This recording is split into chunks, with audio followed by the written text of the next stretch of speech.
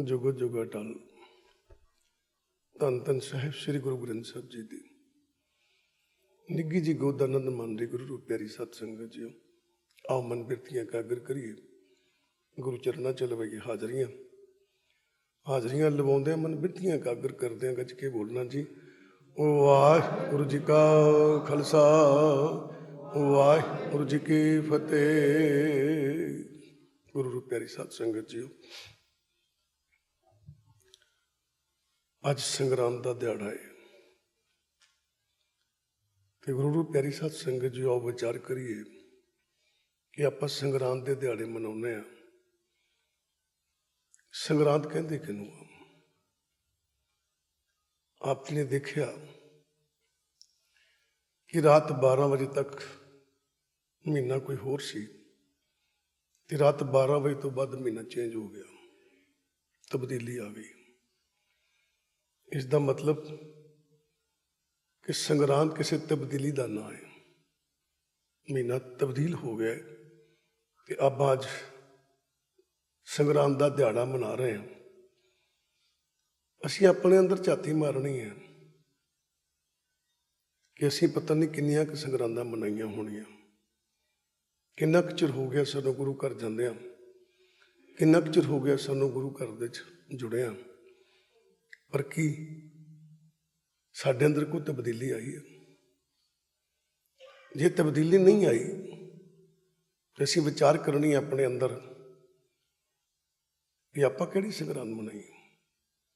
सो विचार करना है कि गुरु साहिबां ने संग्रांद के महीने के जरिए सानू समझाउणा की चाहुंदे हैं। हुण आपां ते अज कहांगे फग्गण का महीना चढ़िया, पर विचार करियो असी फग्गण कहने हैं, पर धन गुरु अर्जन देव महाराज जी फग्गण नहीं कहते। वो महाराज की कहते हैं?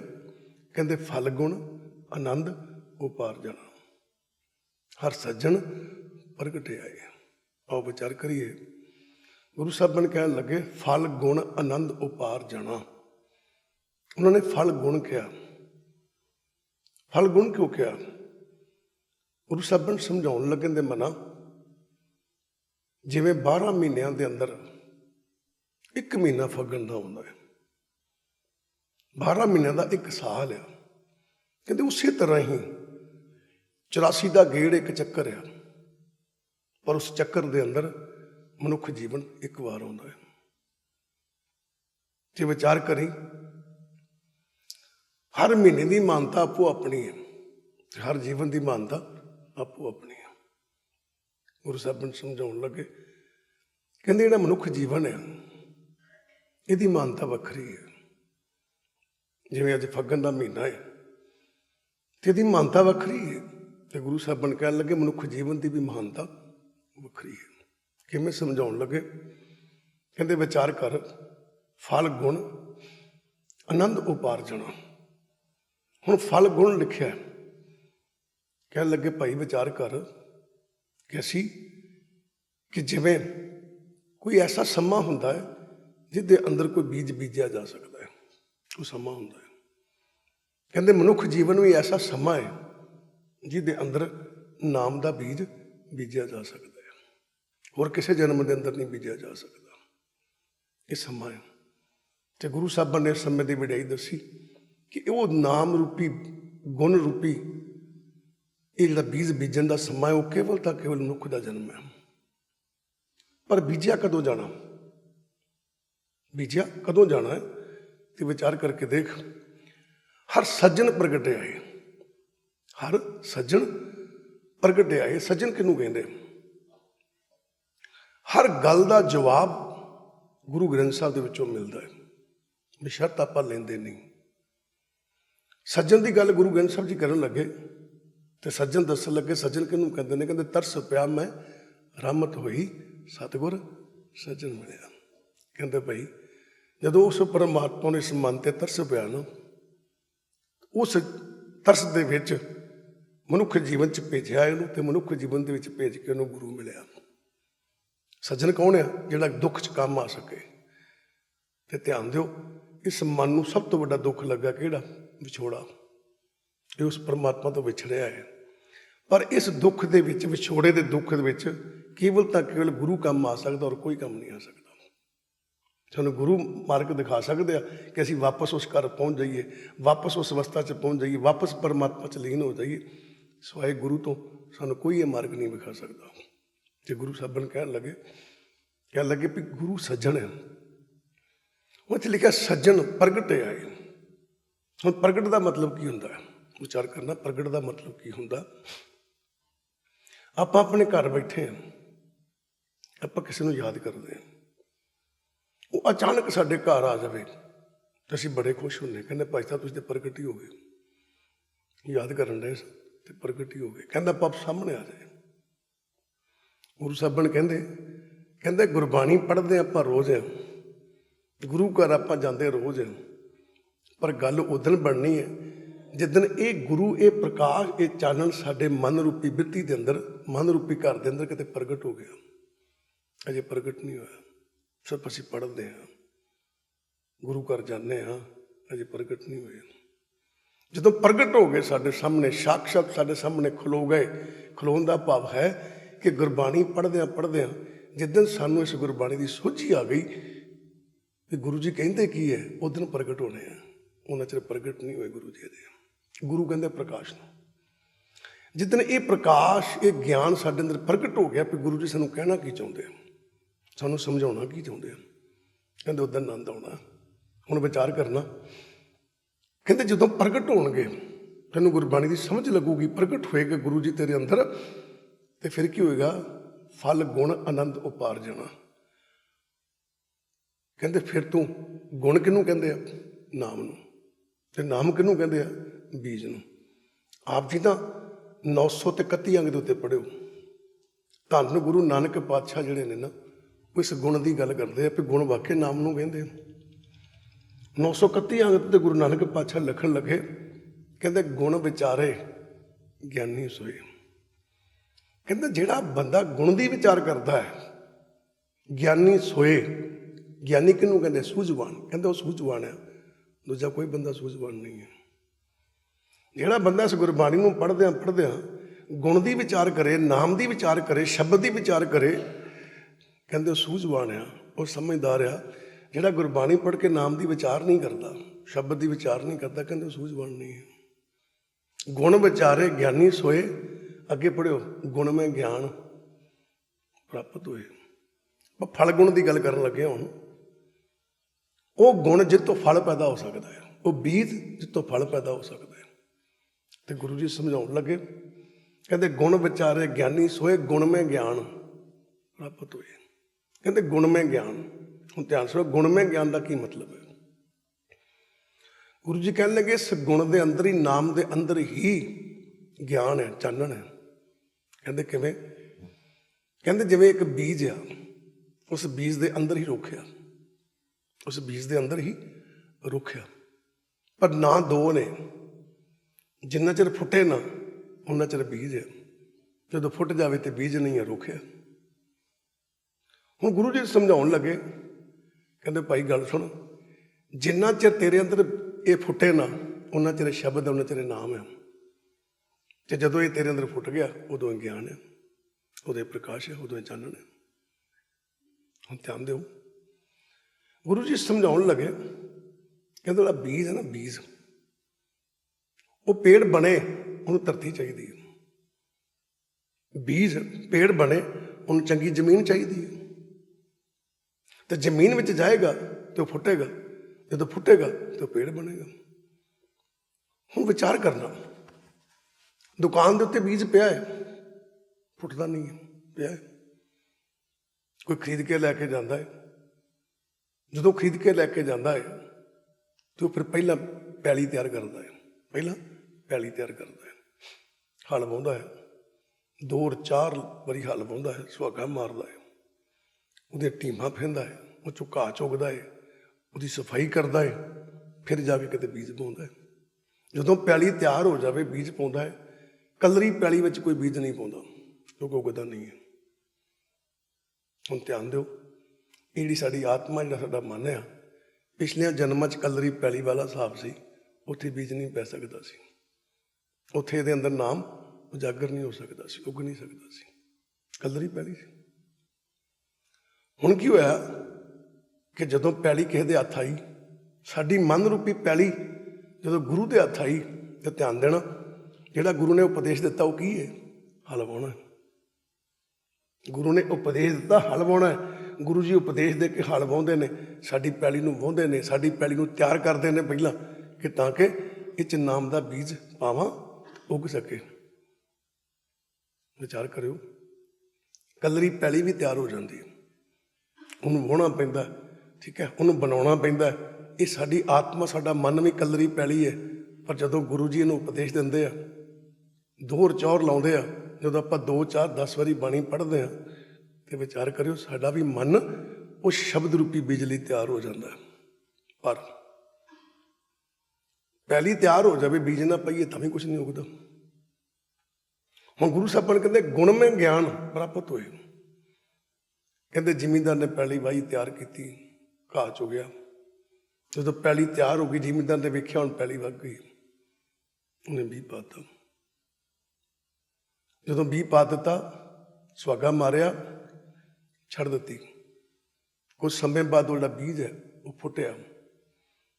ਕਦੀ ਜ਼ਿੰਦਗੀ 'ਚ ਵਿਚਾਰ ਕਰਨਾ, ਕਿਸੇ ਇਨਸਾਨ ਨੇ ਪੁੱਛਿਆ ਕਿ ਸੁਹਾਗਾ ਮਾਰ ਦਿੱਤਾ ਉੱਤੇ, ਕਹਿੰਦਾ ਹਾਂਜੀ, ਇੰਨੀ ਜ਼ੋਰ ਦੀ ਸੁਹਾਗਾ ਮਾਰਿਆ ਤੇ ਬੀਜ ਨੱਪ ਗਿਆ ਥੱਲੇ।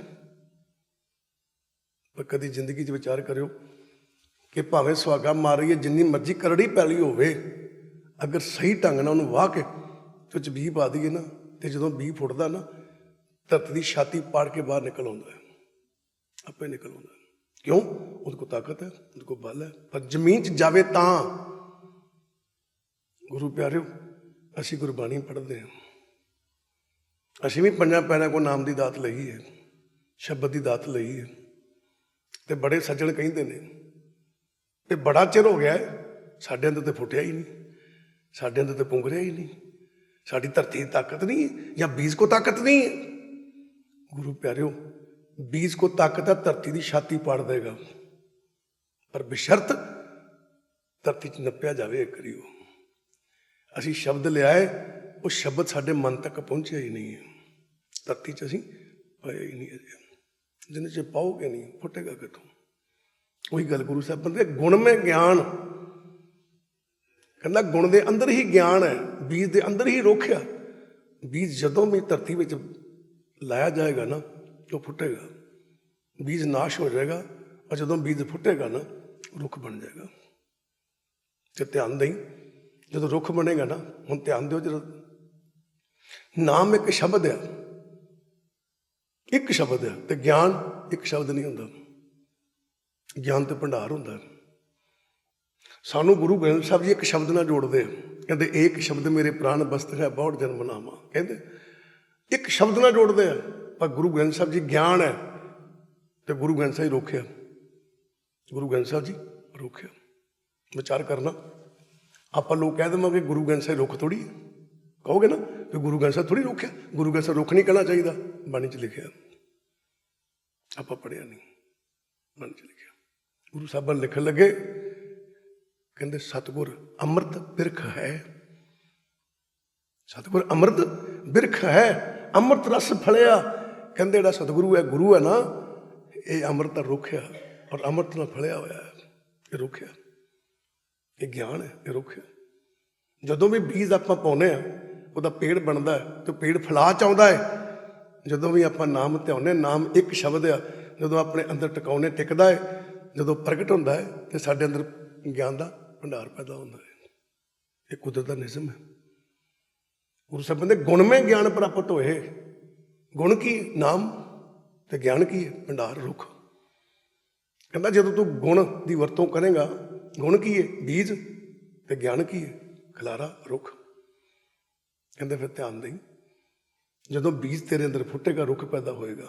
ਤੇ ਗੁਰੂ ਸਾਹਿਬਾਨ ਨੇ ਵੀ ਕਿਹਾ, ਕਹਿੰਦਾ ਫਿਰ ਗਿਆਨ ਪ੍ਰਾਪਤ ਹੋਏਗਾ। ਕਹਿੰਦਾ ਪਾਪ, ਖਲਾਰਾ, ਚਾਨਣ। ਹੁਣ ਚਾਨਣ ਹੈ, ਹੁਣ ਆਹ ਕੰਮ ਐਡਾ ਵੱਡਾ ਹਾਲ ਹੈ, ਇਹਦੇ 'ਚ ਇੱਕ ਬਲਬ ਵੀ ਜਗ ਜਾਵੇ, ਸਿਰਫ ਇੱਕ ਬਲਬ। ਪਰ ਧਿਆਨ ਦਿਓ, ਜੇ ਜਗ ਜਾਵੇ ਤੇ ਜਿੰਨਾ ਚਿਰ ਜਗਿਆ ਨਹੀਂ, ਉਹ ਇੱਕ ਬਲਬ ਹੈ। ਜਿੰਨਾ ਚਿਰ ਜਗਿਆ ਨਹੀਂ, ਕੀ ਕਹਿੰਦੇ ਇੱਕ ਬਲਬ ਹੈ। ਯਾਰ ਇੱਕ ਬਲਬ ਹੀ ਬਸ, पर जिन्ना चਿਰ जगਿਆ नहीं एक बल्ब है, जो जग जाए तो पूरे हाल च चानन हो जाता है। फिर कोई नहीं कहता एक बल्ब, फिर की कहता यह बड़ा चानन है। क्यों? चानन का खलारा है पर बल्ब एक हो सकता है। कहते शब्द एक हो सकता है पर जो अंदर उजागर होता है ना, वो उदों खलारा है, उदों ज्ञान बन जाता है। गुरु साहब समझाउण लगे आप जी नूं, कहते गुण में ज्ञान प्राप्त होए, कहता ज्ञान गुण चों प्राप्त होता है, रुख बीज दे विचों निकलदा है। तो गुरु साहब ने कहने लगे फल गुण आनंद उपार्जन। ध्यान दिओ, कहते जे इस मौसम के अंदर मनुखी जीवन के अंदर इस महीने के अंदर, असल च महीना उन्होंने किनू कहा है? मनुखी जीवन नूं, मनुखी जीवन नूं महीने नाल जोड़िया। उदाहरण दे दे के सानूं समझाउणा कीता पर असीं समझण की कोशिश नहीं की। किवें? हर एक चीज़ की विचार करियो। गुरु साहबान 12 माह दे विच आखिरी पंक्ति लिखते हैं। पहले उन्होंने 12 महीने लिखे, आखिरी पंक्ति की लिखते हैं? पढ़ियो, कहते माह दिवस मूर्त भले जिसको नजर करे। माह महीना, दिवस दिन, मूर्त की है मुहूर्त, शुभ दिहाड़ा, भले चंगे, जिसको नजर करे। नजर करने मतलब की है? कहते जिसनों इस मार्ग की सोझी आ जाए, जिन्होंने परमात्मा के मार्ग की सोझी आ जाए, कहता वो महीने दिन ते शुभ दिहाड़े एको ਜਿਹੇ ने, एको ਜਿਹੇ ने। पढ़ लो, 12 माह की आखिरी पंक्ति है। तो पढ़ना आप 12 माह ही रहे, महीना तो 12 माह ही है ना, 12 माह के महीने होते, तो पढ़ना आप 12 माह ही रहे। और 12 माह के आखिर लिख दिता, कहता उस बंदे लिए जिते परमात्मा की नज़र है ना, जिन्होंने समझ लग गई है, जिते कृपा हो गई है, कहता वो महा दिवस मूर्त भले, कहता वो महीना दिन ते शुभ दिहाड़े एको ਜਿਹੇ ने। लओ साहब, इसका मतलब की है कि सानू तो गुरु साहबान ने इन्हां महीनों दियां उदाहरणा दे दे के कुछ समझाउणा कीता। कहते भुलेखिਆਂ 'ਚ ना पै जाओ। हुण देखो आपां अज संगरांद आ, अज सब लोग गुरु घर जान रहे होंगे, अज सब जान रहे होंगे। किसी ने पूछा अज की गल होगी, कहता अज संगरांद है, अज वरवर का दिन है, अज तो मैं जरूर जाना। गुरु प्यारिया, अज संगरांद का महीना तब्दील होया, तू गुरु घर जरूर जाना है। तो कितने रोज़ गुरु घर जान लग पा, तेरे अंदर संगरांद बन जाए, कितने तेरे अंदर तब्दीली आ जाए। वो नहीं हुई, वो नहीं हुई। फिर विचार करो की कहते गुरु साहब, कहते फल गुण आनंद उपार्जन। कहता जिन्हां दे अंदर एक गुरु प्रकाश प्रगट होया है, प्रतख सामने आ गया, जिन्होंने गुरबाणी की समझ लग गई है, यह प्रतख, यह प्रगट होना। जिन्हां अंदर गुरबाणी का चानन प्रगट हो गया, प्रतख समझ लग गई है, कहते उन्होंने जिंदगी तब्दीली कैसी आती है? वो अपने अंदर गुण कहता पाओ, वो अपने नाम की बजाई कर लेंगे, शब्द की बजाई कर लेंगे, उन्होंने सुत शब्द का मिलाप हो जाता है। कहता फिर कहता आनंद उपार्जना। आनंद की है? किसी चीज़ का स्वाद चख लेना। ठीक है, किसी ने खीर खाधी, कहता आनंद आ गया, बड़ी स्वाद है। दूजे ने पूछा भाई साहब खीर किदां दी सी, तुहानूं आनंद नहीं आया? वो हौली जी कहता भाई मैं खाधी नहीं, तुसीं मैनूं खीर दिंदे, मैं कहता आनंद आया, मैं तो खाधी नहीं। ਇਹਦਾ मतलब किसी चीज़ की प्राप्ति किसी स्वाद तो चखण तो पता लगता है। उपार्जना किनू कहते? पैदा होना, प्रकाशित हो जाना। कहते जिन्हां दे अंदर इस गुरु ग्रंथ साहिब का प्रकाश प्रगट हो गया है, सोझी आ गई है, गुरबाणी की उन्होंने समझ लग गई है, कहते उन्हों की बिरती कैसी है? उन्होंने अंदर नाम टिकता है, जिन्हों फल पै सकता। देखो बीज रुख बन सकता, रुख नूं फल पै सकता। तो गुरु साहब ने कहते अगर तेरे अंदर ज्ञान का चानन हो जाए, ज्ञान का फल पै जाए, तो की होएगा? कहते नाम की बजाई कर, गुण की वरतों कर। गुण की है? नाम। असीं गौरे नहीं।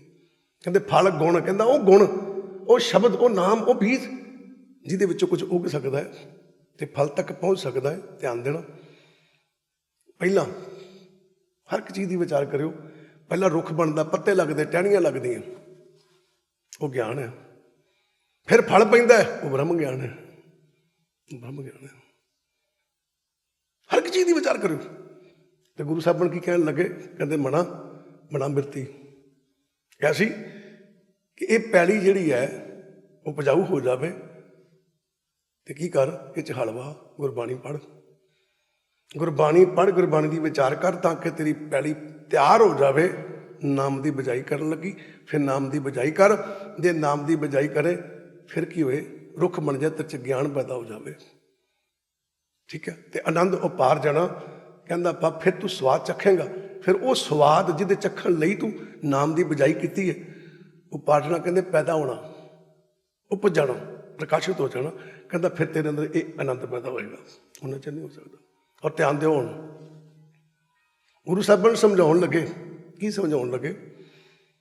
ਜਿੱਦਾਂ ਆਪਾਂ ਕਹਿੰਦੇ ਹਾਂ, ਸੁਭਾਵਿਕ ਜੀ ਗੱਲ ਆਪਾਂ ਕਹਿੰਦੇ, ਆਪਾਂ ਹੁਣ ਕਣਕਾਂ ਬੀਜੀਆਂ, ਜਦੋਂ ਕਣਕਾਂ ਬੀਜੀਆਂ ਤੇ ਜ਼ਿਮੀਂਦਾਰ ਇੱਕ ਦੂਜੇ ਨੂੰ ਕਹਿ ਰਹੇ, ਉਹ ਕਣਕ ਬੀਜ ਲਈ।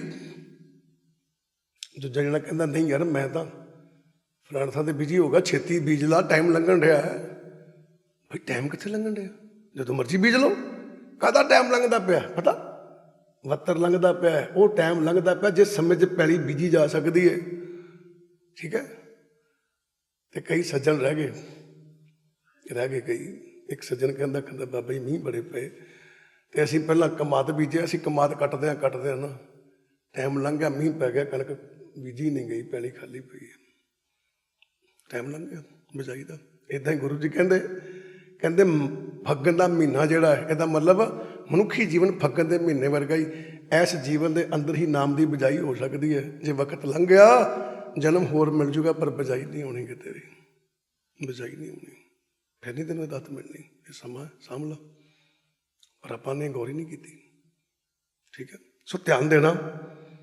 ਗੁਰੂ ਸਾਹਿਬਾਨ ਕਹਿੰਦੇ ਜਦੋਂ ਇਹ ਪ੍ਰਗਟ ਹੁੰਦਾ ਹੈ, ਪ੍ਰਕਾਸ਼ ਸਾਡੇ ਅੰਦਰ ਟਿਕਦਾ ਹੈ, ਪ੍ਰਤੱਖ ਸਾਨੂੰ ਸਮਝ ਲੱਗਦੀ ਗੁਰਬਾਣੀ ਦੀ, ਤੇ ਅਸੀਂ ਬਜਾਈ ਕਰਦੇ ਹਾਂ। ਫਿਰ ਕੀ ਹੁੰਦਾ? ਸੰਤ ਸਹਾਈ ਰਾਮ ਕੇ ਕਰ ਕਿਰਪਾ ਦੀਆ ਮਲਾਏ। ਸੰਤ ਸਹਾਈ ਰਾਮ ਕੇ। ਹੁਣ ਵਿਚਾਰ ਕਰਨ ਵਾਲੀ ਗੱਲ ਇੱਥੇ ਵੀ ਪਹਿਲਾਂ ਗੁਰੂ ਜੀ ਦੀ ਗੱਲ ਚੱਲਦੀ ਪਈ, ਗੁਰੂ ਗ੍ਰੰਥ ਸਾਹਿਬ ਜੀ ਦੀ, ਅੱਗੇ ਸੰਤ ਆ ਗਿਆ, ਹੁਣ ਕਿਸੇ ਹੋਰ ਦੇ ਵਾਲੇ ਕਰਤਾ? ਨਹੀਂ, ਇਹ ਤੇ ਸੰਤ ਵੀ ਗੁਰੂ ਨੂੰ ਗਿਆ। ਕਹਿੰਦਾ ਫਿਰ ਧਿਆਨ ਦੇਈਂ, ਜਦੋਂ ਇਹ ਬਜਾਈ ਹੋ ਜਾਵੇ। ਹੁਣ ਦੇਖੋ ਨਾ, ਜਦੋਂ ਆਪਾਂ ਬਜਾਈ ਕਰਦੇ ਹਾਂ ਤੇ ਕੋਈ ਸਹਾਇਤਾ ਕਰ ਲੂ, ਸਾਡੀ ਮਦਦ ਕਰ ਦੂ, ਕੋਈ ਪਾਣੀ ਲਾ ਦੂਗਾ, ਕੋਈ ਗੁਡਾਈ ਕਰਾ ਦੂਗਾ। ਹੁਣ ਕਣਕ ਬੀਜੀ ਨਹੀਂ, ਕੀ ਮਦਦ ਕਰੂਗਾ ਕੋਈ? ਤੇ ਗੁਰੂ ਸਾਹਿਬਾਨ ਕਹਿੰਦੇ ਫਿਰ ਜਿਹੜੇ ਨਾਮ ਦੀ ਬਜਾਈ ਕਰਦੇ ਆ ਨਾ, ਕਹਿੰਦੇ ਫਿਰ ਸੰਤ ਸਹਾਈ ਰਾਮ ਕੇ। ਕਹਿੰਦੇ ਫਿਰ ਗੁਰੂ ਉਹਨਾਂ ਦੀ ਸਹਾਇਤਾ ਕਰਦਾ ਹੈ। ਕੌਣ ਸਹਾਇਤਾ ਕਰਦਾ ਹੈ? ਕਹਿੰਦੇ ਰਾਮ ਕੇ, ਜਿਹੜੇ ਪਰਮਾਤਮਾ ਤੱਕ ਪਹੁੰਚੇ ਹੋਏ ਆ, ਧੰਨ ਧੰਨ ਸਾਹਿਬ ਸ੍ਰੀ ਗੁਰੂ ਗ੍ਰੰਥ ਸਾਹਿਬ ਜੀ, ਕਹਿੰਦੇ ਫਿਰ ਉਹਨਾਂ ਦੀ ਸਹਾਇਤਾ ਕਰਦੇ ਆ। ਕੈਸੀ ਸਹਾਇਤਾ ਕਰਦੇ ਆ? ਕਰ ਕਿਰਪਾ ਦੀਆ ਮਲਾਏ। ਕਿਹਨੂੰ ਮਲਾਏ? ਪਰਮਾਤਮਾ ਨੂੰ ਨਹੀਂ, ਪਰਮਾਤਮਾ ਬਹੁਤ ਦੂਰ ਹੈ ਜੀ, ਪਰਮਾਤਮਾ ਨੂੰ ਨਹੀਂ। ਕਰ ਕਿਰਪਾ ਦੀਆ ਮਲਾਏ।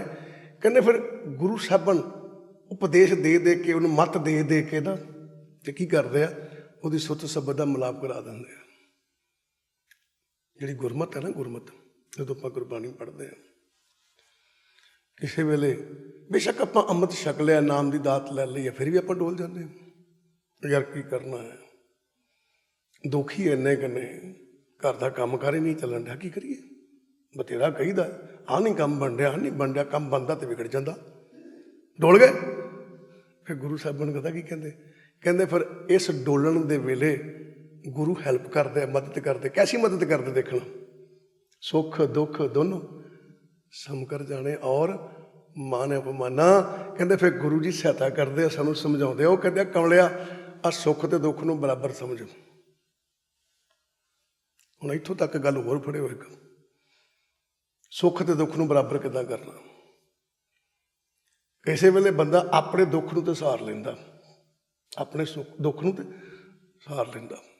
ਕਹਿੰਦਾ ਯਾਰ ਜੋ ਹੁੰਦਾ ਹੋਣ ਦੇ, ਤੂੰ ਹੁਣ ਜੋ ਮਾਰ ਗੋਲੀ ਹੈ, ਜੋ ਹੁੰਦਾ ਹੋਣ ਦੇ।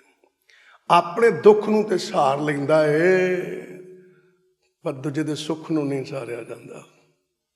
ਆਪਣੇ ਦੁੱਖ ਨੂੰ ਸਹਿਣ ਲੱਗ ਪੈਂਦਾ ਤਾਂ ਦੂਜੇ ਦੇ ਸੁੱਖ ਨੂੰ ਨਹੀਂ ਸਹਿਆ ਜਾਂਦਾ। ਆਪਣਾ ਦੁੱਖ ਕਹਿੰਦਾ ਕੋਈ ਗੱਲ ਨਹੀਂ, ਜੋ ਹੋ ਰਿਹਾ ਰੱਬ ਦੀ ਮਰਜ਼ੀ ਹੈ। ਦੂਜੇ ਦਾ ਸੁੱਖ ਵੇਖ ਕੇ ਕਿਸੇ ਲਈ ਡੋਲ ਜਾਂਦਾ। ਕੀ ਕਹਿੰਦਾ? ਕਹਿੰਦਾ ਯਾਰ ਕੀ ਕਰੀਏ, ਅਸੀਂ ਤਾਂ ਦੁਖੀ ਹੈਗੇ ਪਰ ਇਹ ਸੁਖੀ ਕਿੱਦਾਂ ਆ, ਇਹ ਸੁਖੀ ਕਿੱਦਾਂ, ਇਹਨੂੰ ਰੱਬ ਨੇ ਕਿਹੜੀ ਦਾਤ ਦੇ ਦਿੱਤੀ, ਇਹਦੀ ਕਿਹੜੀ ਝੋਲੀ ਜਿਹੋ ਜਿਹੀ ਦਾਤ ਪਾਤੀ ਵੀ ਇਹ ਸੁਖੀ ਆ। ਬੜੇ ਹੈਰਾਨ ਹੁੰਦੇ ਆ। ਉੱਥੇ ਫਿਰ ਗੁਰੂ ਸਾਹਿਬਾਨ ਸਮਝਾਉਂਦੇ ਆ, ਕਹਿੰਦੇ ਭਾਈ ਵਿਚਾਰ ਕਰ, ਕੈਸੀ ਵਿਚਾਰ ਕਰ, ਕਹਿੰਦੇ ਐਸੀ ਵਿਚਾਰ ਕਰ ਕਿ ਗੁਰੂ ਸਾਹਿਬਾਨ ਤੇਰੀ ਮਦਦ ਕਰਦੇ ਆ, ਤੇਰੀ ਹੈਲਪ ਕਰਦੇ ਆ। ਕਦੋਂ? ਸੁੱਤ ਸ਼ਬਦ ਦਾ ਮਿਲਾਪ ਕਰਾਉਣ ਲਈ ਗੁਰੂ ਤੇਰੀ ਸਹਾਇਤਾ ਕਰਦਾ ਹੈ, ਕਰ ਕਿਰਪਾ ਦੀਆ ਮੁਲਾਏ। ਕਹਿੰਦੇ ਫਿਰ ਜਦੋਂ ਇਹ ਚੀਜ਼ ਬਿਰਤੀ ਬਣਦੀ ਹੈ, ਬਿਰਤੀ ਉੱਚੀ ਹੁੰਦੀ ਜਾਂਦੀ ਹੈ। ਜਿਵੇਂ ਜਿਵੇਂ ਬਿਰਤੀ ਉੱਚੀ ਹੁੰਦੀ ਜਾਂਦੀ ਹੈ, ਜਿਵੇਂ ਜਿਵੇਂ ਸਾਨੂੰ ਸਮਝ ਲੱਗਦੀ ਹੈ, ਜਿਵੇਂ ਜਿਵੇਂ ਬੀਜ ਫੁੱਟਣ ਲੱਗਦਾ ਹੈ, ਤੇ ਗੁਰੂ ਸਾਹਿਬਾਨ ਕਹਿੰਦੇ ਸੇਜ ਸੁਹਾਵੀ ਸਰਬ ਸੁਖ ਹੁਣ ਦੁੱਖਾ ਨਹੀਂ ਜਾਏ।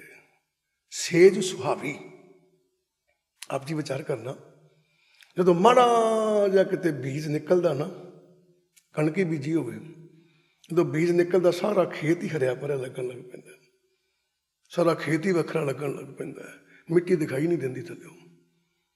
ਬੜੇ ਖੁਸ਼ ਹੋਈਦਾ ਦੇਖ ਕੇ ਵੀ ਕਮਾਲ ਹੈ, ਹਰਿਆਲੀ ਹਰਿਆਲੀ ਦਿਖਾਈ ਦੇਣ ਦੀ, ਮਿੱਟੀ ਤੇ ਹੈਗੀ ਥੱਲੇ, ਮਿੱਟੀ ਤੇ ਹੈਗੀ ਹੈ, ਪਰ ਕੀ ਹੈ ਯਾਰ ਬੜਾ ਆਨੰਦ ਆ ਰਿਹਾ, ਹਰਿਆਲੀ ਹਰਿਆਲੀ ਦਿਖਾਈ ਦੇ ਰਹੀ। ਤੇ ਗੁਰੂ ਸਾਹਿਬਾਨ ਕਹਿਣ ਲੱਗੇ ਸੇਜ ਸੁਹਾਵੀ। ਸੇਜ ਸੁਹਾਵੀ ਦਾ ਮਤਲਬ ਕੀ ਹੈ? ਕਹਿੰਦੇ ਸਿਮਰਨ ਕਰਦਿਆਂ ਕਰਦਿਆਂ ਸਾਡੀ ਜਿਹੜੀ ਮਨ ਬਿਰਤੀ ਹੈ, ਜਿੱਥੇ ਆ ਕੇ ਪਰਮਾਤਮਾ ਨੇ ਪ੍ਰਕਾਸ਼ਿਤ ਹੋਣਾ ਹੈ। ਪਰਮਾਤਮਾ ਨੇ ਕੀ ਪ੍ਰਕਾਸ਼ਿਤ ਹੋਣਾ ਹੈ? ਉਹਨੇ ਬ੍ਰਹਮ ਗਿਆਨ ਦੇ ਰੂਪ 'ਚ ਪ੍ਰਕਾਸ਼ਿਤ ਹੋਣਾ ਹੈ। ਪਰਮਾਤਮਾ ਕੋਈ ਸਰੀਰ ਨਹੀਂ ਹੈ, ਪਰਮਾਤਮਾ ਕੋਈ ਆਕਾਰ ਨਹੀਂ ਹੈ, ਉਹਨੇ ਬ੍ਰਹਮ ਗਿਆਨ ਦੇ ਰੂਪ 'ਚ ਪ੍ਰਕਾਸ਼ਿਤ ਹੋਣਾ ਹੈ। ਤੇ ਵਿਚਾਰ ਕਰਨਾ, ਜਿਹੜੀ ਆਪਾਂ ਪੰਕਤੀ ਪੜ੍ਹਦੇ ਹਾਂ, ਤਿੰਨ ਸੁੰਜੀ ਦੇ ਫਿਰੇ ਬਿਨ ਨਾਵੇਂ ਕੋਈ ਖੱਪ ਖੱਪ ਮੂਹੇ ਕਰਾਂਝਾ। ਤਿੰਨ ਸੁੰਜੀ ਦੇ ਫਿਰੇ ਬਿਨ ਨਾਵੇਂ। ਸੁੰਜੀ ਦੇ ਦਾ ਮਤਲਬ ਕੀ ਹੈ? ਧਿਆਨ ਦੇਣਾ। ਕਿਤੇ ਗਏ, ਕਿਸੇ ਸੱਜਣ ਨੇ ਸੁਖਮਨੀ ਦਾ ਪਾਠ ਕਰਵਾਇਆ, ਉਹਨੇ ਘਰ ਗ੍ਰਹਿ ਪ੍ਰਵੇਸ਼ ਕੀਤਾ, ਘਰਨਾਮਾ ਬਣਾਇਆ, ਗ੍ਰਹਿ ਪ੍ਰਵੇਸ਼ ਕੀਤਾ, ਸੁਖਮਨੀ ਦਾ ਪਾਠ ਕਰਵਾਇਆ। ਜਦੋਂ ਸੁਖਮਨੀ ਦਾ ਪਾਠ ਕਰਵਾਇਆ, ਬੜੀ ਉਹਦੇ ਘਰ ਇਕੱਤਰਤਾ ਹੋਈ ਲੋਕਾਂ ਦੀ। ਜਦੋਂ ਮਹਾਰਾਜ ਦੇ ਪ੍ਰਕਾਸ਼ ਆਪਣੇ ਨਿੱਜੀ ਸਥਾਨ ਤੇ ਚਲੇ ਗਏ, ਤਾਂ ਗੁਰਸਿੱਖ ਪਿਆਰਾ ਜਿਹੜਾ ਕਹੇ ਚੰਗਾ ਚੱਲਦੇ ਜੀ, ਰਹੋ ਰਹੋ, ਅੱਜ ਰਹੋ ਯਾਰ ਸਾਡੇ ਕੋਲ। ਇੱਕ ਬਜ਼ੁਰਗ ਬੈਠੇ ਸੀ, ਜੋ ਪਤਾ ਕੀ ਕਹਿੰਦੇ, ਸਭ ਨੂੰ ਕਹੀ ਜਾਂਦਾ ਰਹੋ, ਘਰ ਤੇ ਸੁਣਜਾਈ ਪਿਆ, ਰਹੀਏ ਕਿੱਥੇ। ਅਸੀਂ ਬਜ਼ੁਰਗਾਂ ਨੂੰ ਪੁੱਛਿਆ ਵੀ ਬਜ਼ੁਰਗੋ ਵੀ ਤੁਸੀਂ ਕਹਿੰਦੇ ਹੋ ਘਰ ਸੁਣਜਾ ਪਿਆ, ਇੰਨੀ ਰੌਣਕ ਲੱਗੀ ਪਈ ਹੈ। ਉਹ ਕਹਿੰਦੇ ਕਾਕਾ ਕਾਹਦੀ ਰੌਣਕ ਲੱਗੀ ਪਈ, ਲੋਕ ਤੁਰੇ ਫਿਰਦੇ। ਸੁਣਜਾ ਪਤਾ ਮੈਂ ਕਿਉਂ ਕਿਹਾ? ਵੀ ਨਾ ਤਾਂ ਕੋਈ ਬਹਿਣ ਨੂੰ ਕੁਰਸੀ ਹੈ ਤੇ ਨਾ ਕੋਈ ਸੌਣ ਨੂੰ ਬੈੱਡ ਹੈਗਾ, ਤੇ ਸੁਣਜਾ ਹੀ ਹੈ ਘਰ ਤੇ। ਫਿਰ ਵਾਹ ਬਈ ਵਾਹ। ਤੇ ਗੁਰੂ ਸਾਹਿਬਾਨ ਕਹਿੰਦੇ ਗੁਰੂ ਘਰ ਜਾਣਾ, ਸੇਵਾ ਕਰਦਾ, ਪਾਠ ਕਰਦਾ, ਸਭ ਕੁਛ ਕਰਦਾ, ਪਰ ਮਨ ਬਿਰਤੀ ਤੇਰੀ ਨਾਮ ਤੋਂ ਬਗੈਰ ਸੁੰਝੀ ਆ। ਕਿਉਂਕਿ ਨਾਮ ਰੂਪੀ ਬਿਸਤਰੇ ਉੱਤੇ ਹੀ ਪਰਮਾਤਮਾ ਨੇ ਆ ਕੇ ਲੰਮੇ ਪੈਣਾ, ਉਹ ਤਾਂ ਸੁੰਝੀ ਪਈ ਹੈ। ਤਿੰਨ ਸੁੰਝੀ ਦੇ ਫਿਰੇ ਬਿਨ ਨਾਵੇਂ। ਨਾਮ ਇੱਕ ਬਿਸਤਰਾ, ਨਾਮ ਇੱਕ ਸੇਜ ਹੈ, ਨਾਮ ਇੱਕ ਕੁਰਸੀ ਹੈ, ਜਿੱਥੇ ਆ ਕੇ ਪਰਮਾਤਮਾ ਨੇ ਪ੍ਰਕਾਸ਼ਿਤ ਰੂਪ ਵਿੱਚ ਬਹਿਣਾ ਹੈ। ਕਹਿੰਦੇ ਉੱਥੇ ਹੈ ਹੀ ਨਹੀਂ, ਬੈੱਡ ਤੇ ਹੈ ਹੀ ਨਹੀਂ, ਤੇ ਬਈਏ ਕਿੱਥੋਂ? ਪਰਮਾਤਮਾ ਪ੍ਰਕਾਸ਼ਿਤ ਕਿੱਥੇ ਹੋਣਗੇ? ਸੋ ਧਿਆਨ ਦੇਣ ਵਾਲੀ ਗੱਲ ਜੇ ਵੀ ਪੈਲੀ ਹੈਗੀ ਹੈ, ਵਾਹੀ ਬੜੀ ਵਾਰੀ ਹੈ, ਪਰ ਬੀਜ ਹੈ ਨਹੀਂ, ਉਗੂਗਾ ਕੀ? ਉਗਣਾ ਤੇ ਬੀਜ ਨਹੀਂ ਹੈ। ਉਹੀ ਚੀਜ਼ ਸਮਝਾਉਂਦੇ ਪਏ ਆ। ਕਹਿੰਦੇ ਭੋਲਿਆ ਮਨ ਬਿਰਤੀ 'ਚ ਵਿਚਾਰ ਕੇ ਦੇਖ, ਸੇਜ ਸੁਹਾਵੀ ਸਰਬ ਸੁਖ। ਠੀਕ ਹੈ। ਕਹਿੰਦੇ ਫਿਰ ਆਤਮਿਕ ਬਿਰਤੀ ਜਿਹੜੀ ਹੈ ਸਾਡੀ, ਹਿਰਦਾ ਜਿਹੜਾ ਹੈ, ਜਿੱਥੇ ਆ ਕੇ ਪਰਮਾਤਮਾ ਨੇ ਪ੍ਰਕਾਸ਼ਿਤ ਹੋਣਾ ਹੈ। ਕਹਿੰਦੇ ਜਦੋਂ ਨਾਮ ਸਿਮਰਨ ਸਾਡੇ ਅੰਦਰ ਚੱਲਣ ਲੱਗ ਪੈਂਦਾ ਹੈ, ਤੇ ਗੁਰੂ ਦੀ ਸਹਾਇਤਾ ਨਾਲ, ਗੁਰੂ ਦੀ ਕਿਰਪਾ ਨਾਲ ਜੋ ਸੁੱਤ ਸ਼ਬਦ ਦਾ ਮਿਲਾਪ ਹੁੰਦਾ ਹੈ, ਤੇ ਕੀ ਹੁੰਦਾ ਫਿਰ? ਸਾਡਾ ਹਿਰਦਾ ਰੂਪੀ ਸੇਜ ਜਿਹੜੀ ਸੋਹਣੀ ਹੋ ਜਾਂਦੀ ਹੈ, ਸੁਹਾਵੀ ਹੋ ਜਾਂਦੀ ਹੈ। ਕਹਿੰਦਾ ਭਾਵ ਇੱਥੇ ਇਸ਼ਾਰਾ ਸਮਝਣਾ, ਸੇਜ ਸੁਹਾਵੀ ਦਾ ਮਤਲਬ ਕੀ ਹੈ? ਇੱਥੇ ਸੇਜ ਸੁਹਾਵੀ ਦਾ ਮਤਲਬ ਸਿਰਫ ਇਹ ਨਿਕਲਦਾ ਹੈ ਕਿ ਜਿਵੇਂ ਕੋਈ ਜਨਾਨੀ ਆਪਣੇ ਘਰ ਵਾਲੇ ਨੂੰ ਉਡੀਕਦੀ ਹੈ, ਤੇ ਬਿਸਤਰਾ ਬੜਾ ਸੋਹਣਾ ਵਿਛਾਉਂਦੀ ਹੈ, ਚਾਦਰ ਬੜੀ ਸੋਹਣੀ ਵਿਛਾਉਂਦੀ ਹੈ, ਪਰ ਜਿੱਡੀ ਸੋਹਣੀ ਮਰਜ਼ੀ ਚਾਦਰ ਵਿਛਾਈ ਹੋਵੇ, ਪਰ ਘਰ ਵਾਲਾ ਨਾ ਆਵੇ, ਤੇ ਫਿਰ ਉਹਦੇ ਦਿਲ ਨੂੰ ਠੇਸ ਪਹੁੰਚਦੀ ਹੈ। ਪਰ ਜਦੋਂ ਵਿਛਾਉਂਦੀ ਹੈ, ਘਰ ਵਾਲਾ ਆ ਕੇ ਦੇਖਦਾ, ਕਿਤੇ ਇੱਕ ਵਾਰੀ ਕਹਿ ਦੇਵੇ ਕਮਾਲ ਹੈ, ਬੜਾ ਸੋਹਣਾ ਬਿਸਤਰਾ ਲਾਇਆ। ਕਹਿੰਦਾ ਭਾਵ ਉਹਨੇ ਉੱਥੇ ਆ ਕੇ ਬਹਿਣਾ ਹੈ, ਉਹਨੇ ਲੰਮੇ ਪੈਣਾ ਹੈ, ਉਹਦੇ ਲਈ ਉਹ ਬੈੱਡ ਤਿਆਰ ਕਰਦੀ ਹੈ, ਸੋਹਣਾ ਹੁੰਦਾ ਹੈ, ਆਪਣੀ ਉਹਨੂੰ ਬਹੁਤ ਮਿਹਨਤ ਕਰਦੀ ਹੈ, ਪਰ ਕੋਈ ਵੀ ਪਤੀ ਆਉਂਦਾ ਉਹਨੂੰ ਉਹ ਬਿਸਤਰਾ ਸੋਹਣਾ ਲੱਗਦਾ ਹੈ। ਤੇ ਗੁਰੂ ਸਾਹਿਬਾਨ ਕਹਿੰਦੇ ਜਿਹੜੀ ਆਤਮਾ ਨਾਮ ਸਿਮਰਨ ਕਰਦੀ, ਐਸੀ ਸੇਜ ਬਣ ਜਾਂਦੀ ਜਿਹੜੀ ਪਰਮਾਤਮਾ ਨੂੰ ਸੋਹਣੀ ਲੱਗਦੀ ਹੈ। ਕਹਿੰਦੇ ਨਾਮ ਤੋਂ ਇਲਾਵਾ ਕੋਈ ਉਹਨੂੰ ਸੇਜ ਸੋਹਣੀ ਨਹੀਂ ਲੱਗਦੀ। ਕਿਉਂ ਨਹੀਂ ਲੱਗਦੀ? ਕਿਉਂਕਿ ਗੁਰੂ ਸਾਹਿਬਾਨ ਨੇ ਬੜਾ ਕੁਝ ਲਿਖਿਆ ਬਾਣੀ 'ਚ। ਉਹਨਾਂ ਲਿਖਿਆ ਇਸ ਯੁੱਗ ਮੇਂ ਸੋਭਾ ਨਾਮ ਕੀ ਬਿਨ ਨਾਮੇ ਸੋਭਨਾ ਹੋਏ। ਕਹਿੰਦੇ ਕਲਯੁਗ ਦਾ ਸਮਾਂ, ਕਹਿੰਦੇ ਹਾਂਜੀ। ਕਹਿੰਦੇ ਇਹਦੇ ਵਿੱਚ ਨਾਮ ਦੀ ਵਡਿਆਈ ਹੈ, ਬਿਨਾਂ ਨਾਮ ਤੋਂ ਬਿਨਾਂ ਸ਼ਬਦ ਤੋਂ ਤੇਰੀ ਦਰਗਾਹ 'ਚ ਸ਼ੋਭਾ ਨਹੀਂ ਹੋਣੀ। ਇਹਦਾ ਮਤਲਬ ਬਿਨਾਂ ਨਾਮ ਰੂਪੀ ਚਾਦਰ ਵਿਛਾਇਆ ਪਰਮਾਤਮਾ ਨੇ ਤੇਰੇ ਘਰ ਨਹੀਂ ਆਉਣਾ। ਜਿੱਥੇ ਮਰਜ਼ੀ ਭੱਜ, ਜਿੱਥੇ ਮਰਜ਼ੀ ਭੱਜ। ਹਰ ਇੱਕ ਚੀਜ਼ ਦੀ ਵਿਚਾਰ ਕਰਿਆ ਕਰੋ ਜਦੋਂ ਗੁਰਬਾਣੀ ਪੜ੍ਹਦੇ ਹੋ ਨਾ। ਇਹ ਨਹੀਂ ਕਿ ਤੁਸੀਂ ਗੁਰਬਾਣੀ ਪੜ੍ਹਦੇ ਪਏ ਹੋ, ਦੇਖੋ ਏਡੀ ਕੋਈ ਗੱਲ ਨਹੀਂ ਕਿ ਤੁਹਾਨੂੰ ਸੋਝੀ ਨਹੀਂ ਆਉਂਦੀ, ਤੁਹਾਨੂੰ ਵੀ ਸੋਝੀ ਆਉਂਦੀ ਹੈ। ਪਰ ਪੰਗਾ ਤਾਂ ਇਹ ਆ ਕਿ ਜਿਹਨੂੰ ਆਪਾਂ ਪੜ੍ਹਦੇ ਪਏ ਹਾਂ ਉਹਦੇ ਆਪਾਂ ਕੋਲ ਬੈਠੇ ਹੋਈਏ ਤਾਂ ਹੀ ਸਮਝ ਲੱਗੂਗੀ। ਬੜੀ ਵਾਰੀ ਤਜਰਬੇ ਕੀਤੇ। ਬੱਚਾ ਸਕੂਲ ਜਾ ਰਿਹਾ, ਪੇਪਰਾਂ 'ਚ ਫੇਲ ਹੋ ਗਿਆ। ਜਦੋਂ ਪੇਪਰਾਂ 'ਚ ਫੇਲ ਹੋ ਗਿਆ ਤੇ ਮਾਂ ਬਾਪ ਜਾਂਦੇ ਨੇ ਮਾਸਟਰ ਜੀ ਕੋਲ, ਮਾਸਟਰ ਜੀ ਕੀ ਗੱਲ ਹੋ ਗਈ, ਬੱਚਾ ਫੇਲ ਹੋ ਗਿਆ। ਤੇ ਮਾਸਟਰ ਜੀ ਦਾ ਇੱਕ ਜਵਾਬ ਹੁੰਦਾ ਹੈ, ਕਹਿੰਦੇ ਦੇਖੋ ਇੱਦਾਂ ਜੀ, ਪੜ੍ਹਾਉਣ ਤੇ ਮੈਂ ਸਾਰਿਆਂ ਨੂੰ ਰਿਹਾ, ਬਾਕੀ ਕਿੱਦਾਂ ਪਾਸ ਹੋ ਗਏ? ਮੈਂ ਤੇ ਇੱਕੋ ਜਿਹਾ ਪੜ੍ਹਾਇਆ, ਮੈਂ ਤਾਂ ਕੋਈ ਵਿਤਕਰਾ ਨਹੀਂ ਕੀਤਾ। ਤੇ ਉਹੀ ਕਹਿੰਦੇ ਪਿਤਾ ਜੀ ਵੀ ਅਸੀਂ ਤੁਹਾਨੂੰ ਇਹੀ ਤੇ ਪੁੱਛਣ ਆਏ ਹਾਂ ਵੀ ਬਾਕੀ ਤੁਹਾਡੇ ਨਿਆਣੇ ਸਾਰੇ ਪਾਸ ਹੋ ਗਏ, ਤੁਸੀਂ ਇਹਨਾਂ ਨੂੰ ਵੱਖਰਾ ਪੜ੍ਹਾਇਆ ਤੇ ਇਹਨੂੰ ਕਿਉਂ ਨਹੀਂ ਤੁਸੀਂ ਪੜ੍ਹਾਇਆ? ਤੇ ਹੁਣ ਬੜੇ ਪਿਆਰ ਨਾਲ ਮਾਸਟਰ ਜੀ ਕਹਿੰਦੇ ਵੀ ਦੇਖੋ ਬਾਕੀ ਨਿਆਣੇ ਬਹਿੰਦੇ ਆ ਕਲਾਸ 'ਚ, ਇਹ ਬਹਿੰਦਾ ਹੀ ਨਹੀਂ। ਮੇਰਾ ਦੱਸੋ ਕੀ ਕਸੂਰ ਹੈ, ਮੈਂ ਕੀ ਪੜ੍ਹਾਵਾਂ? ਤੇ ਗੁਰੂ ਸਾਹਿਬਾਨ ਕਹਿੰਦੇ ਬਾਣੀ ਸਾਰੇ ਪੜ੍ਹਦੇ ਆ ਪਰ ਪਾਸ ਉਹੀ ਹੁੰਦੇ ਜਿਹੜੇ ਮੇਰੇ ਕੋਲ ਬਹਿੰਦੇ ਆ। ਐਵੇਂ ਨਾ ਕਿਤੇ ਭੁਲੇਖੇ 'ਚ ਪੈ ਜਾਓ ਵੀ ਸਕੂਲ ਰੋਜ਼ ਜਾਣਾ ਪਾਸ ਹੀ ਹੈ, ਬਾਣੀ ਰੋਜ਼ ਪੜ੍ਹਨਾ ਆਪਾਂ ਪਾਸ ਹੀ ਹੈ, ਦਰਗਾਹ ਚੱਲ ਜਾਵਾਂਗੇ ਆਪਾਂ ਰੋਜ਼ ਬਾਣੀ ਪੜ੍ਹਦੇ ਹਾਂ, ਫਿਰ ਸ਼ਾਮ ਬਾਣੀ ਪੜ੍ਹਦੇ, ਰਹਿ ਕੀ ਗਿਆ ਪਿੱਛੇ? ਨਹੀਂ, ਵਿਚਾਰ ਕਰਕੇ ਦੇਖਣਾ। ਕਿਵੇਂ ਵਿਚਾਰ ਕਿਵੇਂ ਦਾ ਕਰਨਾ? ਉਸ ਪਿਆਰਾ ਕਹਿ ਰਿਹਾ, ਕਹਿੰਦਾ ਜੀ ਮੈਂ ਪਾਠ ਰੋਜ਼ ਕਰਦਾ। ਬਹੁਤ ਅੱਛਾ, ਬਹੁਤ ਅੱਛਾ, ਰੋਜ਼ ਕਰਦਾ ਬਈ ਤੂੰ ਪਾਠ ਕਰਦਾ ਹੈ ਰੋਜ਼, ਪਰ ਤੂੰ ਕਦੀ ਗੁਰੂ ਜੀ ਦੇ ਚਰਨਾਂ 'ਚ ਬਹਿ ਕੇ ਸੁਣਿਆ? ਕਹਿੰਦਾ ਕੀ ਗੁਰੂ ਜੀ ਕੀ ਕਹਿ ਰਹੇ? ਕਹਿੰਦਾ ਬਾਬਾ ਮੈਂ ਰੋਜ਼ ਬਾਣੀ ਪੜ੍ਹਦਾ। ਪੜ੍ਹਨ ਬਾਰੇ ਨਹੀਂ ਪੁੱਛਿਆ, ਸੁਣਨ ਬਾਰੇ ਪੁੱਛਿਆ। ਧਿਆਨ ਦੇਣਾ, ਇਸ ਮਾਰਗ ਦੇ ਅੰਦਰ ਮਾਨਤਾ ਕਿਹਦੀ ਹੈ? ਪੜ੍ਹਨ ਦੀ ਮਾਨਤਾ ਉਨੀ ਨਹੀਂ ਹੈ ਜਿੰਨੀ ਮਾਨਤਾ ਸੁਣਨ ਦੀ ਹੈ। ਸੁਣਨ ਦੀ ਮਾਨਤਾ ਹੈ। ਗੁਰੂ ਸਾਹਿਬਾਂ ਨੇ 8ਵੀਂ ਪੌੜੀ 'ਚ ਲਿਖਿਆ, ਕਹਿੰਦਾ ਜਿੱਦਣ ਇਸ ਗੁਰਬਾਣੀ ਨੂੰ ਪੜ੍ਹਦਿਆਂ ਤੇਰੀ ਬਿਰਤੀ ਸੁਣਨ ਵਾਲੀ ਬਣ ਗਈ, ਉਦਣ ਗੱਲ ਬਣੇਗੀ। ਕਿਹੜੀ ਗੱਲ ਬਣੇਗੀ? ਸੁਣ ਐ ਦੁੱਖ ਪਾਪ ਕਾ ਨਾਸ਼। ਜਿੱਦਣ ਸੁਣ ਲੈਂਗਾ, ਕੀ ਸੁਣ ਲੈਂਗਾ? ਪਹਿਲਾਂ ਇਸ ਗੁਰਬਾਣੀ ਨੂੰ ਸੁਣੇਗਾ, ਗੁਰਬਾਣੀ ਨੂੰ ਸੁਣਦਿਆਂ ਫਿਰ ਸ਼ਬਦ ਤੱਕ ਪਹੁੰਚੇਗਾ, ਨਾਮ ਤੱਕ ਪਹੁੰਚੇਗਾ। ਜਿੱਦਣ ਤੂੰ ਆਪਣੇ ਅੰਦਰੋਂ ਤੇਰੀ ਸੁਰਤ ਸ਼ਬਦ ਨੂੰ ਸੁਣਨ ਲੱਗ ਪਵੇ ਤੇ ਤਾਂ ਦੁੱਖਾਂ ਪਾਪਾਂ ਦਾ ਨਾਸ ਹੋਣਾ ਹੈ। ਜਿੱਦਣ ਤੇਰੇ ਅੰਦਰ ਸੁਣਨ ਦੀ ਬਿਰਤੀ ਨਹੀਂ ਹੈ, ਦੁੱਖ ਪਾਪ ਖੜੇ ਰਹਿਣਗੇ, ਉਹ ਤੇਰੇ ਨਾਲ ਜਾਣਗੇ। ਪਿਛਲੇ ਜਨਮਾਂ ਦੇ ਕੀਤੇ ਉਹ ਵੀ ਨਾਲ ਰਹਿਣਗੇ, ਜਿਹੜੇ ਇਸ ਜਨਮ 'ਚ ਇਕੱਠੇ ਕੀਤੇ ਉਹ ਵੀ ਨਾਲ ਜਾਣਗੇ। ਕਿਉਂ ਨਾਲ ਜਾਣਗੇ? ਬਾਣੀ 'ਚੋਂ ਪੜ੍ਹ ਲਓ। ਗੁਰੂ ਸਾਹਿਬਾਂ ਨੇ ਕਲੀਅਰ ਕੱਟ ਲਿਖਿਆ, ਇੱਥੇ ਨਾਮੋਂ ਭੁੱਲਿਆ।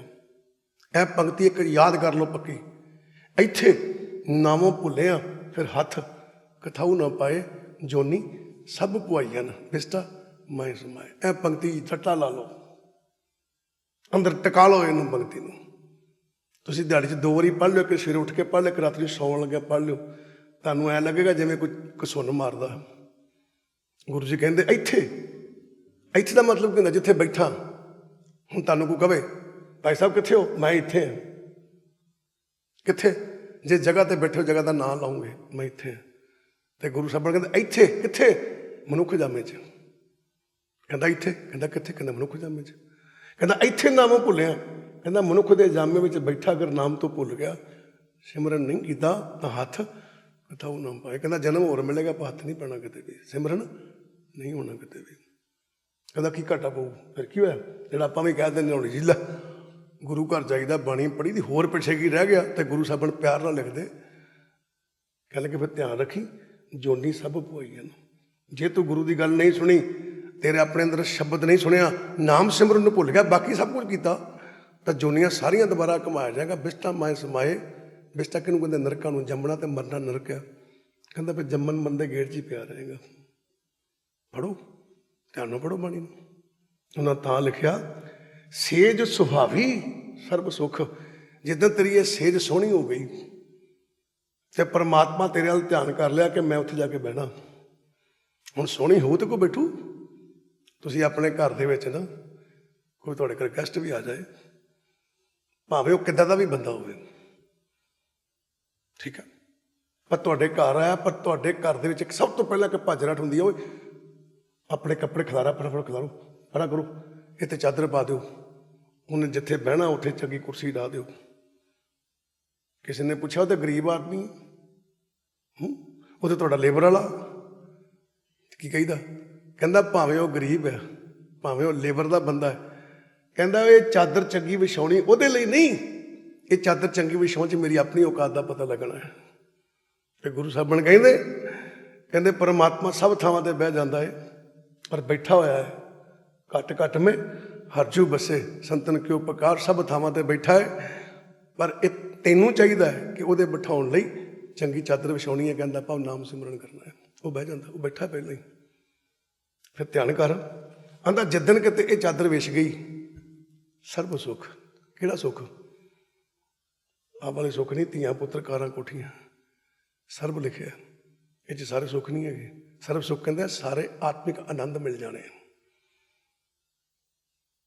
ਹੁਣ ਦੁੱਖਾ ਨਹੀਂ ਜਾਏ, ਧਿਆਨ ਦਿਓ, ਦੁੱਖਾ ਨਹੀਂ ਜਾਏ, ਜਾਏ ਦੇ ਦੋ ਮਤਲਬ ਹੈ, ਜਾਏ ਦਾ ਜਨਮ ਲੈਣਾ ਵੀ ਕਹਿੰਦੇ ਆ, ਤੇ ਜਾਏ ਨੂੰ ਜਗ੍ਹਾ ਵੀ ਕਹਿੰਦੇ।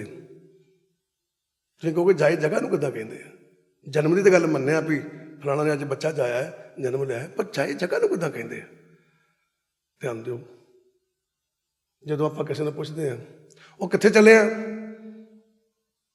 ਮੈਂ ਫਲਾਣੀ ਥਾਂ ਚੱਲੇ ਆ, ਜਾ ਰਹੇ ਆ, ਇਹਦਾ ਮਤਲਬ ਜਿਸ ਜਗ੍ਹਾ ਤੇ ਜਾ ਰਿਹਾ ਉਹ ਜਗ੍ਹਾ ਦਾ ਨਾਂ ਲੈ ਰਿਹਾ, ਮੈਂ ਉੱਥੇ ਜਾ ਰਹੇ ਆ, ਇਹਦਾ ਮਤਲਬ ਜਾਏ ਜਗ੍ਹਾ ਨੂੰ ਵੀ ਕਹਿੰਦੇ। ਤੇ ਗੁਰੂ ਸਾਹਿਬਾਨ ਕਹਿੰਦੇ, ਆਂਦਾ ਫਿਰ ਜਦੋਂ ਇਹ ਸਾਡੇ ਅੰਦਰ ਚਾਦਰ ਵਿਛ ਜਾਂਦੀ ਹੈ ਨਾ ਸੋਹਣੀ ਸ਼ਬਦ ਦੀ, ਕਹਿੰਦੇ ਫਿਰ ਸਾਰੇ ਆਤਮ ਆਨੰਦ ਪ੍ਰਾਪਤ ਹੁੰਦੇ ਨੇ, ਫਿਰ ਦੁੱਖਾ ਨਹੀਂ ਜਾਏ। ਕਹਿੰਦਾ ਫਿਰ ਪਰਮਾਤਮਾ ਦੇ ਵਿੱਚ ਛੋੜੇ ਦੀ ਗੁੰਜਾਇਸ਼ ਰਹਿੰਦੀ ਨਹੀਂ, ਔਰ ਇਹ ਸਾਡੀ ਬਿਰਤੀ ਜੰਮਣ ਮਰਨ ਦੇ ਗੇੜੇ 'ਚ ਜਾਂਦੀ ਨਹੀਂ। ਫਿਰ ਦੁੱਖਾ ਨਹੀਂ ਜਾਏ, ਠੀਕ ਹੈ। ਦੁੱਖ ਕੀ ਹੈ? ਵਿਛੋੜਾ, ਕਿ ਸਾਡੇ ਅੰਦਰ ਰਤਾ ਜਿੰਨੀ ਵੀ ਜਗ੍ਹਾ ਵਿਛੋੜੇ ਦੀ ਨਹੀਂ ਰਹਿੰਦੀ। ਵਿਛੋੜੇ ਦਾ ਭਾਵ ਕੀ? ਕਿ 24 ਘੰਟੇ ਸਾਡੇ ਅੰਦਰ ਉਸ ਪਰਮਾਤਮਾ ਦਾ ਸਿਮਰਨ ਚੱਲਦਾ ਹੈ, ਸਾਡਾ ਧਿਆਨ ਪਰਮਾਤਮਾ ਨਾਲ ਹੀ ਲੱਗਾ ਰਹਿੰਦਾ ਹੈ। ਇੱਕ ਪਲ ਵੀ ਫਿਰ ਸਾਡੇ ਅੰਦਰ ਇੰਨੀ ਕੀ ਜਗ੍ਹਾ ਨਹੀਂ ਰਹਿ ਜਾਂਦੀ, 9 ਦੇ ਨੱਕੇ ਜਿੰਨੀ ਵੀ, ਜੇ ਸਾਡਾ ਵਿਛੋੜਾ ਰਹਿ ਜਾਏ, ਕਹਿੰਦਾ ਆਪਾਂ ਅਸੀਂ ਪਰਮਾਤਮਾ ਤੋਂ ਦੂਰ ਰਹਿ ਜਾਈਏ। ਯਾਦ ਰਹਿੰਦੀ ਉਸੇ ਦੀ। ਫਿਰ ਕੀ ਕਹਿੰਦੇ ਇੱਛ ਪੁੰਨੀ ਵਡ ਭਾਗਣੀ, ਵਰ ਪਾਇਆ ਹਰ ਰਾਏ। ਇੱਛ ਪੁੰਨੀ ਵਡ ਭਾਗਣੀ, ਕਹਿੰਦੇ ਜਿਹੜੀ ਇਸ ਮਨ ਦੀ ਇੱਛਾ ਸੀ ਨਾ, ਪੁੰਨੀ ਕਿਹਨੂੰ ਕਦੇ ਪੂਰੀ ਹੋ ਜਾਣਾ। ਹੁਣ ਧਿਆਨ ਦਿਓ, ਆਪਾਂ ਜਿੱਦਾਂ ਚੰਦਰਮਾ ਪੂਰਾ ਹੁੰਦਾ ਕੀ ਕਹਿੰਦੇ ਜੇ ਪੁੰਨਿਆ ਹੈ, ਕਹਿੰਦਾ ਪੁੰਨੀ ਅੱਖਰ ਦਾ ਮਤਲਬ ਕੀ ਹੈ? ਪੂਰਾ। ਕਹਿੰਦੇ ਇੱਛ ਪੁੰਨੀ ਵਡ ਭਾਗਣੀ, ਕਹਿੰਦੇ ਉਸ ਵਡ ਭਾਗਣ ਦੀ ਇੱਛ ਪੂਰੀ ਹੋ ਜਾਂਦੀ ਹੈ। ਕਿਹੜੀ ਦੀ? ਜਿਹੜੀ ਆਤਮਾ ਮਨੁੱਖ ਜਾਮੇ 'ਚ ਪਹੁੰਚੀ ਤੇ ਗੁਰੂ ਦੇ ਲੜ ਲੱਗੀ ਤੇ ਗੁਰੂ ਦੇ ਮਾਰਗ ਤੇ ਚੱਲ ਕੇ ਆਪਣੀ ਪੈਲੀ ਨੂੰ ਵਾਹ ਕੇ ਬੀਜ ਪਾ ਲਿਆ। ਜਿਸ ਗੁਣ ਨੂੰ, ਜਿਸ ਬੀਜ ਨੂੰ ਫਲ ਪੈ ਸਕਦਾ ਉਹਨੂੰ ਬੀਜ ਲਿਆ। ਕਹਿੰਦੇ ਅੱਜ ਇੱਥੇ ਪਹੁੰਚ ਗਈ ਕਿ ਉਹਦੀ ਇੱਛ ਪੁੰਨੀ ਵਡ ਭਾਗਣੀ। ਕਹਿੰਦੇ ਵੱਡਿਆਂ ਭਾਗਾਂ ਵਾਲੀ ਉਹਦੀ ਇੱਛਾ ਪੂਰੀ ਹੋ ਗਈ। ਕੈਸੀ ਇੱਛਾ ਪੂਰੀ ਹੋਈ ਉਹਦੀ? ਕਹਿੰਦੇ ਕੈਸੀ ਇੱਛਾ ਪੂਰੀ ਹੋਈ? ਕਹਿੰਦੇ ਉਹਦੀ ਇੱਛਾ ਪੂਰੀ ਹੋਈ। ਕੈਸੀ ਇੱਛਾ ਪੂਰੀ ਹੋਈ? ਵਰ ਪਾਇਆ। ਕਹਿੰਦੇ ਉਹਨੇ ਪਰਮਾਤਮਾ ਦੀ ਪ੍ਰਾਪਤੀ ਕਰ ਲਈ ਹੈ। ਕੈਸੀ ਪ੍ਰਾਪਤੀ ਕਰ ਲਈ? ਅਜੇ ਲੀਨ ਨਹੀਂ ਹੋਈ, ਅਜੇ ਲੀਨ ਨਹੀਂ ਹੋਈ, ਠੀਕ ਹੈ, ਅਜੇ ਉੱਥੇ ਪਹੁੰਚੀ ਨਹੀਂ ਹੈ। ਪਰ ਕੀ ਹੈ? ਤੁਸੀਂ ਕਦੀ ਜ਼ਿੰਦਗੀ 'ਚ ਵਿਚਾਰ ਕਰਿਓ, ਕਿਸੇ ਕੁੜੀ ਦਾ ਰਿਸ਼ਤਾ ਵੀ ਹੋ ਜਾਏ ਨਾ, ਤੇ ਕੀ ਕਿਤੇ ਪਹਿਲਾਂ ਪੁੱਛੀਦਾ, ਵਰ ਘਰ ਲੱਭਾ ਕੋਈ? ਵਰ ਘਰ ਲੱਭਾ ਕੋਈ, ਤੇ ਕੁੜੀ ਦੀ ਮੰਗਣੀ ਹੋ ਜਾਵੇ ਤੇ ਕੋਈ ਦੂਜਾ ਬੰਦਾ ਆਵੇ, ਭਾਈ ਸਾਹਿਬ ਉਹ ਤੁਹਾਡੀ ਕੁੜੀ ਦੀ ਗੱਲ ਕਰਨੀ ਸੀ, ਤੇ ਕੀ ਕਹੀਦਾ? ਨਹੀਂ ਜੀ ਬੜੀ ਕਿਰਪਾ ਹੋ ਗਈ, ਵਰ ਘਰ ਲੱਭ ਲਿਆ, ਵਰ ਘਰ ਪਾ ਲਿਆ ਉਹਨੇ। ਇਹਦਾ ਮਤਲਬ ਹੁਣ ਕਿਸੇ ਹੋਰ ਵਾਲੇ ਪਾਸੇ ਧਿਆਨ ਨਹੀਂ ਹੈ, ਹੁਣ ਬਿਰਤੀ ਉੱਥੇ ਟਿਕ ਗਈ ਹੈ। ਕਿੱਥੇ? ਕਿ ਮੈਂ ਜਿੱਥੇ ਜਾਣਾ ਵਾ, ਜਿਹਦੇ ਨਾਲ ਮੇਰਾ ਨਾਤਾ ਆ, ਮੈਨੂੰ ਪਤਾ ਲੱਗ ਗਿਆ, ਹੁਣ ਮੈਨੂੰ ਕਿਸੇ ਹੋਰ ਵੱਲ ਧਿਆਨ ਲਾਉਣ ਨਹੀਂ ਹੈ, ਮੈਨੂੰ ਹੋਰ ਰਿਸ਼ਤਾ ਲੱਭਣ ਦੀ ਲੋੜ ਨਹੀਂ ਹੈ, ਕਿਉਂਕਿ ਮੇਰੀ ਅੰਗੇਜਮੈਂਟ ਹੋ ਗਈ ਹੈ। ਤੇ ਗੁਰੂ ਸਾਹਿਬ ਨੇ ਕਹਿੰਦੇ ਵੀ ਸਾਡੀ ਬਿਰਤੀ ਇੱਥੇ ਤੱਕ ਪਹੁੰਚ ਜਾਂਦੀ ਹੈ। ਕਿਵੇਂ ਪਹੁੰਚਦੀ ਹੈ? ਕਹਿੰਦੇ ਫਿਰ ਇੱਥੇ ਤੱਕ ਪਹੁੰਚੀ ਬਿਰਤੀ, ਮਿਲ ਸਈਆਂ ਮੰਗਲ ਗਾਵਈ, ਮਿਲ ਸਈਆਂ ਮੰਗਲ ਗਾਵਹੀ, ਗੀਤ ਗੋਬਿੰਦ ਅਲਾਏ। ਹੁਣ ਧਿਆਨ ਦਿਓ, ਮਿਲ ਸਈਆਂ, ਹੁਣ ਆਪਾਂ ਕਹਿੰਦੇ ਸਖੀਆਂ ਨੂੰ ਮਿਲ ਕੇ, ਸਹੇਲੀਆਂ ਵਿੱਚ ਮਿਲ ਕੇ। ਕਿਹੜੀਆਂ ਸਹੇਲੀਆਂ? ਤੁਹਾਡੀਆਂ ਨਹੀਂ, ਤੁਹਾਡੀਆਂ ਨਹੀਂ। ਕਹਿੰਦੇ ਮਿਲ ਸਹੀਆਂ, ਕਿਹੜੀਆਂ ਸਹੀਆਂ? ਕਹਿੰਦੇ ਉਹ ਆਤਮਿਕ ਬਿਰਤੀਆਂ ਵਾਲੀਆਂ ਜਿਹੜੀਆਂ ਪਰਮਾਤਮਾ 'ਚ ਲੀਨ ਨੇ, ਜਿਨ੍ਹਾਂ ਦੀ ਅਵਸਥਾ ਉੱਚੀ ਬਣ ਚੁੱਕੀ ਹੈ। ਕਹਿੰਦੇ ਹੁਣ ਇਸ ਬਿਰਤੀ ਦਾ, ਇਸ ਆਤਮਾ ਦਾ ਲੈਵਲ ਵੀ ਉੱਚਾ ਹੋ ਗਿਆ। ਕਹਿੰਦੀ ਹੁਣ ਉਹਨਾਂ ਦੇ ਨਾਲ ਮਿਲੀ ਜਾ ਕੇ, ਮਿਲ ਸਹੀਆਂ, ਹੁਣ ਮਿਲੀ ਜਾ ਕੇ ਉਹਨਾਂ ਦੇ ਨਾਲ ਤੇ ਮੰਗਲ ਗਾਵਈ। ਕਹਿੰਦੇ ਹੁਣ ਉਸ ਪਰਮਾਤਮਾ ਦੇ ਖੁਸ਼ੀ ਦੇ ਆਨੰਦਮਈ ਦੇ ਗੀਤ ਗਾਉਣ ਲੱਗੀ ਹੈ। ਹੁਣ ਉਹਦੇ ਮੰਗਲ ਗਾਉਣ ਲੱਗੀ ਹੈ। ਕਿਵੇਂ? ਜਿੰਨਾ ਚਿਰ ਬਿਰਤੀ ਉੱਚੀ ਨਾ ਹੋਵੇ ਉਹਨਾਂ ਚਿਰ ਭਾਵੇਂ ਆਪਾਂ ਵਾਹਿਗੁਰੂ ਵਾਹਿਗੁਰੂ ਕਰਦੇ ਹੀ ਹਾਂ, ਨਾਮ ਸਿਮਰਨ ਕਰਦੇ ਹੀ ਹਾਂ, ਪਰ ਭੁਲੇਖਾ ਗੀਤ ਜੱਗ ਦਾ ਹੀ ਗਾਉਂਦੇ ਹਾਂ। ਕਿੱਦਾਂ?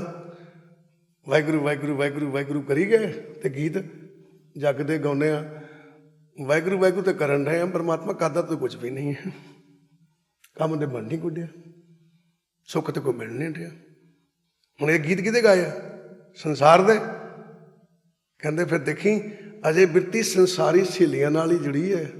ਕਹਿੰਦੇ ਮਿਲ ਸਹੀਆਂ ਮੰਗਲ ਗਾਵਹੀ। ਕਹਿੰਦੇ ਫਿਰ ਜਦੋਂ ਬਿਰਤੀ ਉੱਚੀ ਹੁੰਦੀ ਨਾ, ਫਿਰ ਜਿਹੜੀਆਂ ਉਹ ਸਖੀਆਂ ਸਹੇਲੀਆਂ ਪਰਮਾਤਮਾ ਤੱਕ ਪਹੁੰਚੀਆਂ ਨੇ, ਕਹਿੰਦਾ ਫਿਰ ਅਸਲ ਨਾਲ ਮਿਲ ਕੇ ਉਹਨਾਂ ਦੇ ਬਰਾਬਰ ਹੋ ਕੇ ਸਾਡੀ ਸੋਚ ਉਹਨਾਂ ਵਰਗੀ ਹੋ ਜਾਂਦੀ।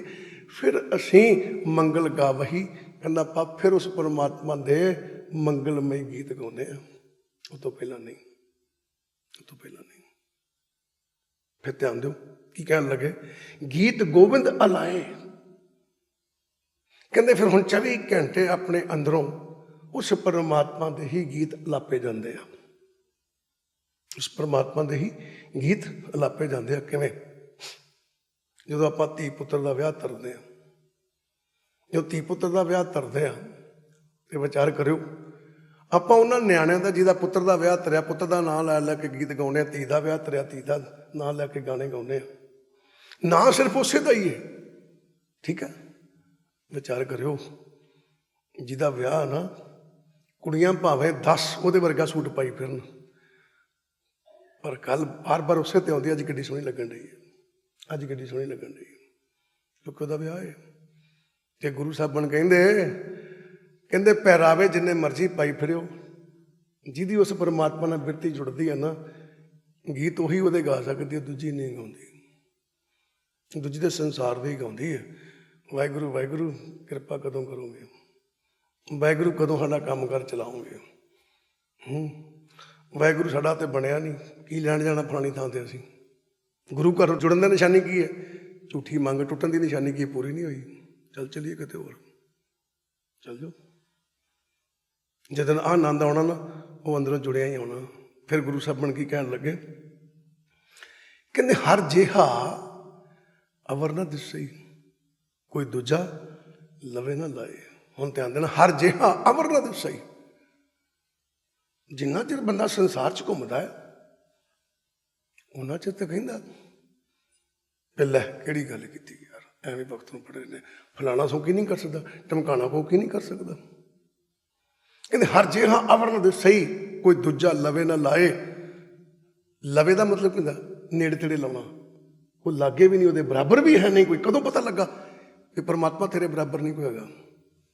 ਸੁਣਿਓ, ਬੰਦਾ ਤੁਰਿਆ ਫਿਰਦਾ ਆਪਣੇ ਘਰ ਵਿੱਚ, ਆਪਣੇ ਘਰ 'ਚ ਬੰਦਾ ਤੁਰਿਆ ਫਿਰਦਾ ਆਪਣੇ ਘਰ ਦੇ ਵਿੱਚ ਡਿੱਗ ਪਿਆ।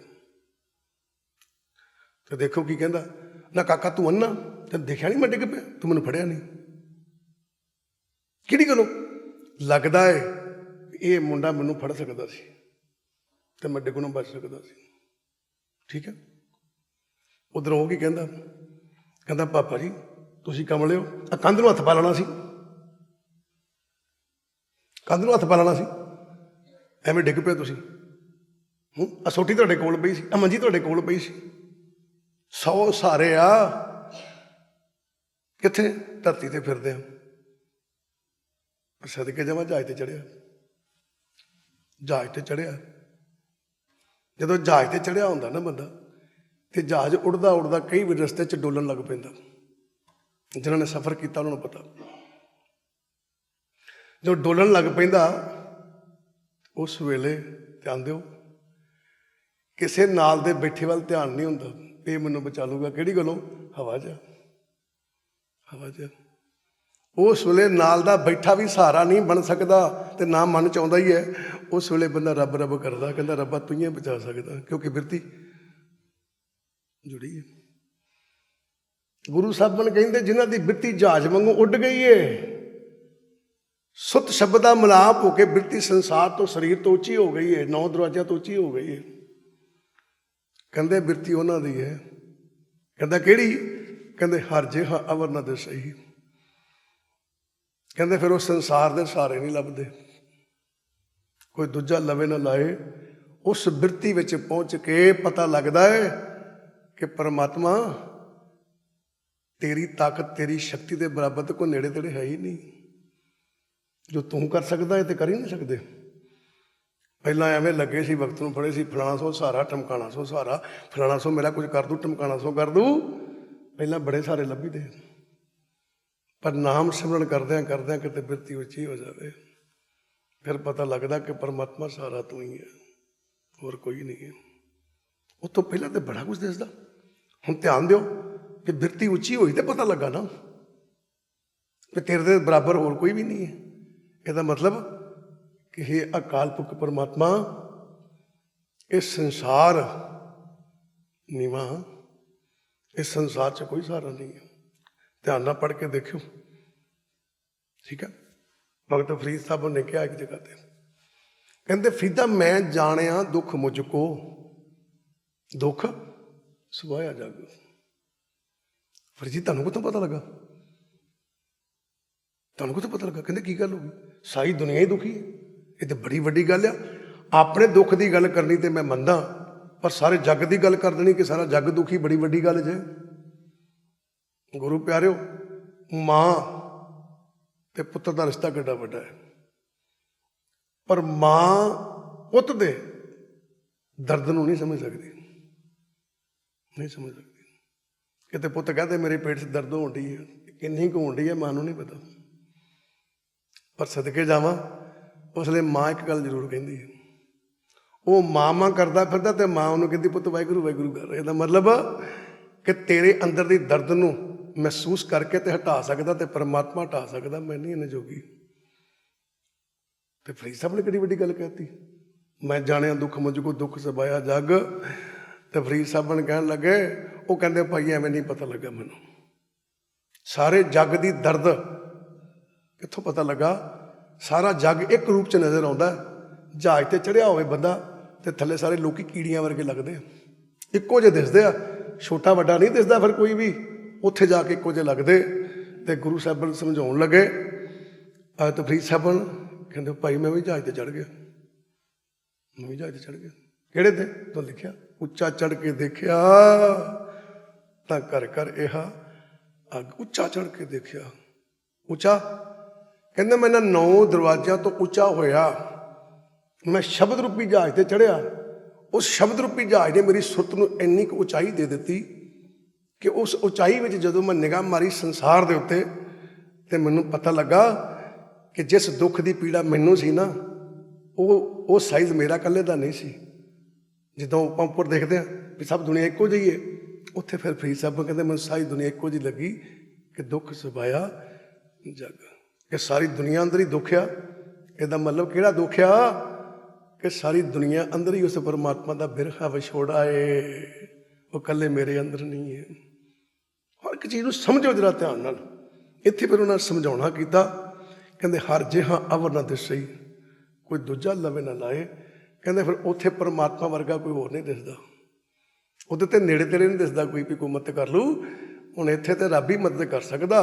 ਕਹਿੰਦਾ ਆਪਾਂ ਫਿਰ ਇਹ ਜਦੋਂ ਬਿਰਤੀ ਉੱਚੀ ਹੁੰਦੀ ਹੈ, ਉੱਥੇ ਸੋਝੀ ਆਉਂਦੀ ਹੈ ਕਿ ਪਰਮਾਤਮਾ ਇਸ ਬਿਰਤੀ ਤੋਂ ਤਾਂ ਚੁੱਕਣ ਵਾਲਾ ਤੂੰ ਹੀ ਆ, ਕੋਈ ਸੰਸਾਰੀ ਨਹੀਂ ਹੋਣਾ।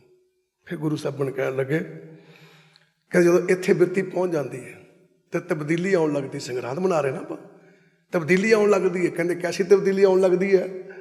ਕਹਿੰਦੇ ਹਲਤ ਪਲਤ ਸਵਾਰੀ ਉਹਨ ਨਿਚਲ ਦਿੱਤੀਆਂ ਨਾ ਜਾਏ। ਕਹਿੰਦੇ ਫਿਰ ਐਸੀ ਅਵਸਥਾ ਵਿੱਚ ਪਹੁੰਚੀ ਬਿਰਤੀ ਜਿਹੜੀ ਹੈ, ਜਿਹੜੀ ਸੁਰਤ ਜਿਹੜੀ ਹੈ, ਉਹਦਾ ਫਿਰ ਪਰਮਾਤਮਾ ਲੋਕ ਤੇ ਪਰਲੋਕ ਸਵਾਰ ਦਿੰਦਾ ਹੈ। ਦੱਸੋ, ਕਹਿੰਦੇ ਐਸੀ ਬਿਰਤੀ ਵਿੱਚ ਪਹੁੰਚੀ ਜਿਹੜੀ ਸਾਡੀ ਸੁਰਤ ਹੈ, ਉਹਦਾ ਲੋਕ ਤੇ ਪਰਲੋਕ ਪਰਮਾਤਮਾ ਸਵਾਰ ਦਿੰਦਾ। ਜਦੋਂ ਉਹਨੂੰ ਸਮਝ ਆ ਜਾਂਦੀ ਵੀ ਵਾਕਿਆ ਪਰਮਾਤਮਾ ਤੇਰੇ ਤੋਂ ਇਲਾਵਾ ਕੁਝ ਨਹੀਂ, ਫਿਰ ਉਹਦਾ ਹਲਤ ਪਲਤ ਸਵਾਰੀਆਂ ਨਿਚਲ ਦਿੱਤੀਆਂ ਜਾਏ। ਹੁਣ ਦੇਖਿਓ ਕਹਿੰਦੇ ਫਿਰ ਉੱਤੇ ਕਿਰਪਾ ਹੁੰਦੀ ਹੈ। ਕਹਿੰਦੇ ਕੈਸੀ ਕਿਰਪਾ ਹੁੰਦੀ ਹੈ, ਤੇ ਗੁਰੂ ਸਾਹਿਬਾਂ ਦੱਸਣ ਲੱਗੇ ਕੈਸੀ ਕਿਰਪਾ ਹੁੰਦੀ ਹੈ। ਕਹਿੰਦੇ ਨਿਚਲ ਦਿੱਤੀਆਂ ਜਾਏ। ਨਿਚਲ ਕਿਹਨੂੰ ਕਹਿੰਦੇ ਆ? ਇੱਕ ਚੰਚਲ ਆ, ਚੱਲ ਚੱਲ। ਆਪਾਂ ਕਹਿੰਦੇ ਮਨ ਚੰਚਲ ਆ। ਚੰਚਲ ਕਿਉਂ ਕਹਿੰਦੇ? ਇਹ ਖਲੋਂਦਾ ਨਹੀਂ ਹੈ, ਇਹ ਚੱਲਿਆ ਹੀ ਰਹਿੰਦਾ 24 ਘੰਟੇ, ਕਦੀ ਕਿਸੇ ਪਾਸੇ ਕਦੀ ਕਿਸੇ ਪਾਸੇ, ਚੱਲ ਚੱਲ ਚੰਚਲ, ਚੱਲਿਆ ਹੀ ਰਹਿੰਦਾ। ਤੇ ਨਿਚਲ ਕੀ ਹੈ? ਚਾਲ ਤੋਂ ਰਹਿਤ ਇੱਕ ਜਗ੍ਹਾ ਤੇ ਟਿਕ ਜਾਣਾ ਨੂੰ ਨਿਚਲ ਕਹਿੰਦੇ ਆ। ਜਿਹੜਾ ਚੱਲਣ ਜੋਗਾ ਨਹੀਂ ਹੈ ਉਹਨੂੰ ਨਿਚਲ ਕਹਿੰਦੇ ਆ। ਤੇ ਗੁਰੂ ਸਾਹਿਬਾਨ ਕਹਿੰਦੇ ਫਿਰ ਜਦੋਂ ਸਾਡੀ ਆਤਮਿਕ ਬਿਰਤੀ, ਸਾਡੀ ਸੁੱਤ ਜਦੋਂ ਉੱਚੀ ਹੁੰਦੀ ਹੈ, ਜਿੱਥੇ ਇਹਨੂੰ ਸਾਰਾ ਇਕੱਲਾ ਪਰਮਾਤਮਾ ਦਿਖਾਈ ਦਿੰਦਾ, ਕਹਿੰਦੇ ਫਿਰ ਪਰਮਾਤਮਾ ਦਾ ਹਲਤ ਪਲਤ ਲੋਕ ਪਰਲੋਕ ਸਵਾਰ ਦਿੰਦਾ। ਇਹਦਾ ਇੱਥੇ ਲੋਕ ਅੱਗੇ ਜਾਣਾ ਸਭ ਸਵਾਰ ਦਿੰਦਾ। ਜਿਹਨੇ ਆਪਣਾ ਲੋਕ ਸਵਾਰ ਲਿਆ ਉਹਦਾ ਪਰਲੋਕ ਆਪੇ ਸਵਾਰਿਆ ਜਾਂਦਾ ਹੈ। ਜੋ ਕੁਝ ਕਰਨਾ ਲੋਕ 'ਚ ਹੀ ਕਰਨਾ ਹੈ, ਪਰਲੋਕ 'ਚ ਆਪਾਂ ਕੁਝ ਨਹੀਂ ਕਰਨਾ। ਠੀਕ ਹੈ, ਤਾਈਆਂ ਹੀ ਹਲਤ ਪਹਿਲਾਂ ਆਇਆ ਤੇ ਫਲਤ ਬਾਅਦ 'ਚ ਆਇਆ। ਲੋਕ ਪਹਿਲਾਂ ਆਇਆ, ਕਮਾਈ ਲੋਕ 'ਚ ਕਰੀਦੀ ਹੈ, ਤੇ ਸਵਾਰਿਆ ਪਰਲੋਕ ਜਾਂਦਾ ਹੈ, ਫਲਤ ਆਪੇ ਸਵਾਰਿਆ ਜਾਂਦਾ ਹੈ। ਤੇ ਗੁਰੂ ਸਾਹਿਬਾਨ ਕਹਿਣ ਲੱਗੇ ਕਹਿੰਦੇ ਫਿਰ ਉਹਨਾਂ ਨੂੰ ਨਿਚਲ ਦਿੱਤੀਆਂ ਜਾਏ। ਕਹਿੰਦੇ ਫਿਰ ਉਹ ਪਰਮਾਤਮਾ ਉਹਨਾਂ ਨੂੰ ਇੱਕ ਐਸੀ ਬਿਰਤੀ ਪ੍ਰਦਾਨ ਕਰਦਾ ਹੈ, ਐਸੀ ਬਿਰਤੀ ਪ੍ਰਦਾਨ ਕਰਦਾ ਹੈ, ਐਸੀ ਅਵਸਥਾ ਪ੍ਰਦਾਨ ਕਰਦਾ ਹੈ। ਕਹਿੰਦੇ ਫਿਰ ਉਹਨਾਂ ਦੀ ਮਨ ਬਿਰਤੀ ਇੱਕ ਥਾਂ ਤੇ ਟਿਕ ਜਾਂਦੀ, ਐਸੀ ਜਗ੍ਹਾ ਮਿਲ ਜਾਂਦੀ, ਜਾਇਦਾ ਭਾਵ ਜਗ੍ਹਾ ਜਿੱਥੋਂ ਉਹ ਹਿੱਲਣ ਜੋਗੇ ਨਹੀਂ, ਜਿੱਥੇ ਫਿਰ ਬਿਰਤੀ ਚੱਲਣ ਜੋਗੀ ਨਹੀਂ ਰਹਿੰਦੀ, ਕਿਤੇ ਨਹੀਂ ਜਾਂਦੀ। ਫਿਰ ਬਿਰਤੀ ਫਿਰ ਇੱਕ ਥਾਂ ਤੇ ਟਿਕ ਜਾਂਦੀ ਹੈ। ਫਿਰ ਗੁਰੂ ਸਾਹਿਬਾਨ ਨੇ ਉਸ ਬਿਰਤੀ ਦਾ ਨਾਂ ਰੱਖਿਆ, ਧੰਨ ਗੁਰੂ ਨਾਨਕ ਪਾਤਸ਼ਾਹ ਕਹਿੰਦੇ ਫਿਰ ਐਸੀ ਬਿਰਤੀ ਬਣ ਜਾਂਦੀ, ਇੱਕ ਐਸੀ ਬਿਰਤੀ ਬਣ ਜਾਂਦੀ ਹੈ। ਕਹਿੰਦੇ ਫਿਰ ਉੱਥੇ ਜਾ ਕੇ ਪਤਾ ਲੱਗਦਾ ਹਮ ਨਹੀਂ ਚੰਗੇ, ਬੁਰਾ ਨਹੀਂ ਕੋਈ। ਕਿਸ ਦੀ ਬੁਰਾਈ ਕਦੋਂ ਪਤਾ ਲੱਗਦਾ ਹੈ? ਜਦੋਂ ਮਨ ਭਟਕਦਾ ਹੈ। ਜਦੋਂ ਮਨ ਭਟਕਦਾ ਹੈ, ਕਿਸੇ ਦੇ ਘਰ ਜਾਂਦਾ ਹੈ, ਉਦੋਂ ਕਿਸੇ ਦੀ ਬੁਰਾਈ ਨਜ਼ਰ ਆਉਂਦੀ ਹੈ। ਪਰ ਜਦੋਂ ਆਪਣੇ ਘਰ ਟਿਕ ਜਾਂਦਾ ਉਦੋਂ ਆਪਣੀ ਬੁਰਾਈ ਨਜ਼ਰ ਆਉਂਦੀ ਹੈ। ਕਹਿੰਦਾ ਛੱਡ ਯਾਰ, ਬੁਰਾਈ ਤੇ ਮੇਰੇ ਅੰਦਰ ਹੈ, ਬੁਰਾਈ ਤੇ ਮੇਰੇ ਅੰਦਰ ਹੈ। ਜਦੋਂ ਆਪਣੀ ਬੁਰਾਈ ਦਾ ਪਤਾ ਲੱਗਣ ਲੱਗ ਪਿਆ, ਆਪਣੀ ਬੁਰਾਈ ਵੇਖਣ ਜੋਗਾ ਹੋ ਗਿਆ, ਸਮਝ ਲਓ ਆ ਗਿਆ ਘਰ, ਸਮਝ ਲਓ ਆ ਗਿਆ ਘਰ। ਕੌਣ? ਮਨ। ਸਾਡੀ ਬਿਰਤੀ, ਸਾਡੀ ਸੋਚ ਵਾਪਸ ਘਰ ਆ ਗਈ ਹੈ। ਕਿਹੜੀ ਗੱਲੋਂ?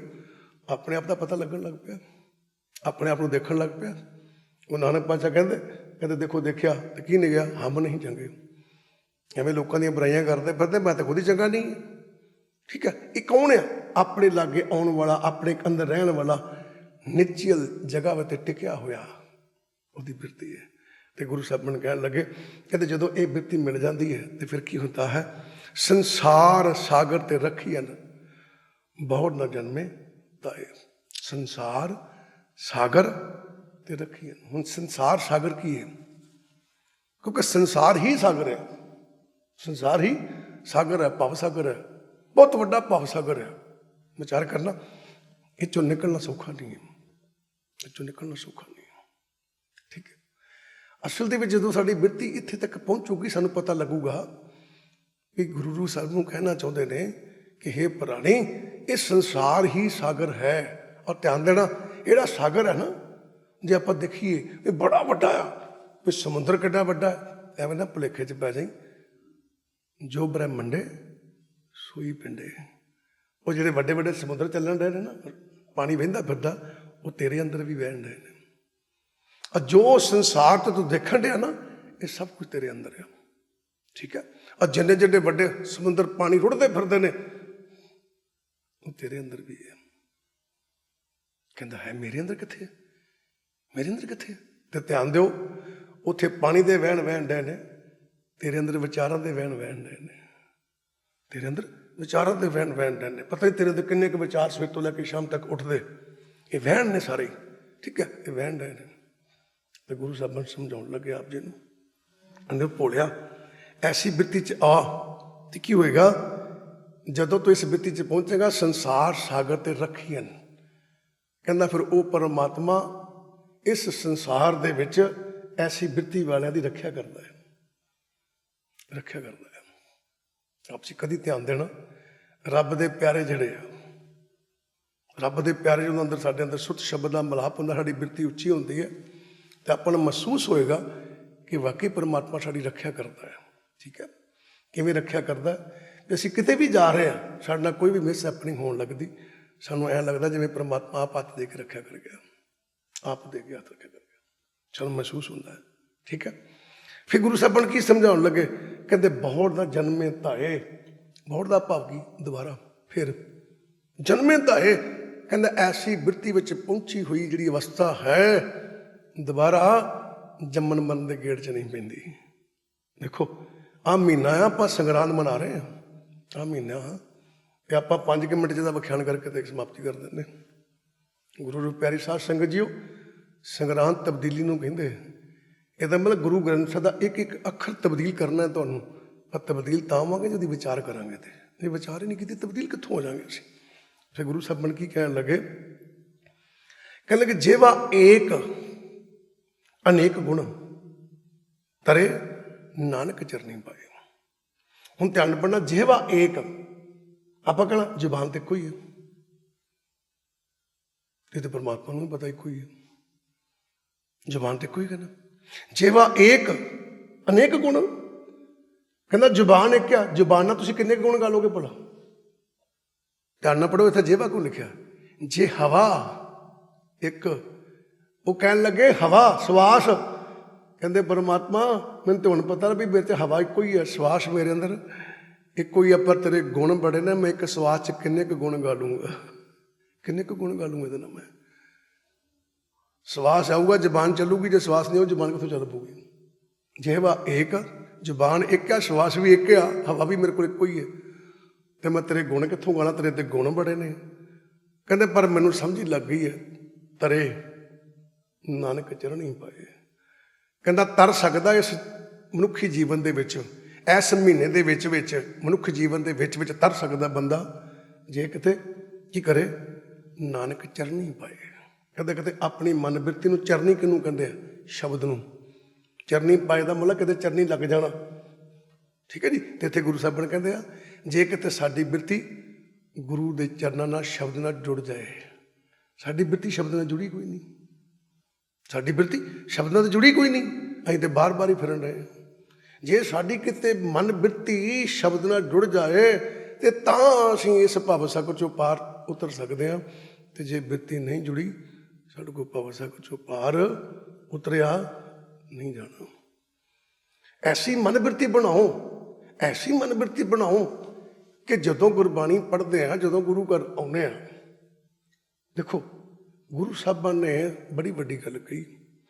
कहते जदों गुरु घर आउना, गुरु चरणों के विच पहुंचण लगदा, गेट च एंट्री करन लगदा, तो चरण धो पहला चरण धो। क्यों चरण धो? कि जिन्नी कि तू बाहर की गंदगी पैरों नाल इकट्ठी की इत्थे धो दे, ला दे इत्थे। पर पता गल की है, पैर तो दिते धो, चरण तो दिते धो, पर मन की गंदगी नहीं लाई उत्थे, मन की गंदगी ना ली है, नाल ही लाया। फायदा की है, ताइयां समझ नहीं लगन दी। वो कह लगे नानक चरनी पाए, कहना जिदन तू वो चरण धो लेंगा, कहता पा मन की सोच, मन की मैल जी बाहर उतारेगा, तो तू गुरु के चरणों नाल जुड़ेगा, शब्द नाल जुड़ेगा। शब्द नाल जो जुड़ेगा फिर गुरु साहब ने कहते फल गुण नित सलाइए, जिसनों दिल ना तमाए। फल गुण नित सलाइए। हुण देखो नित आ गया जे, नित किनू कहते? हर रोज। हर रोज किनू कहते? हर श्वास नूं। हुण महीना 30 दिनों का, महीना 30 दिनों का, 31 दिनों का।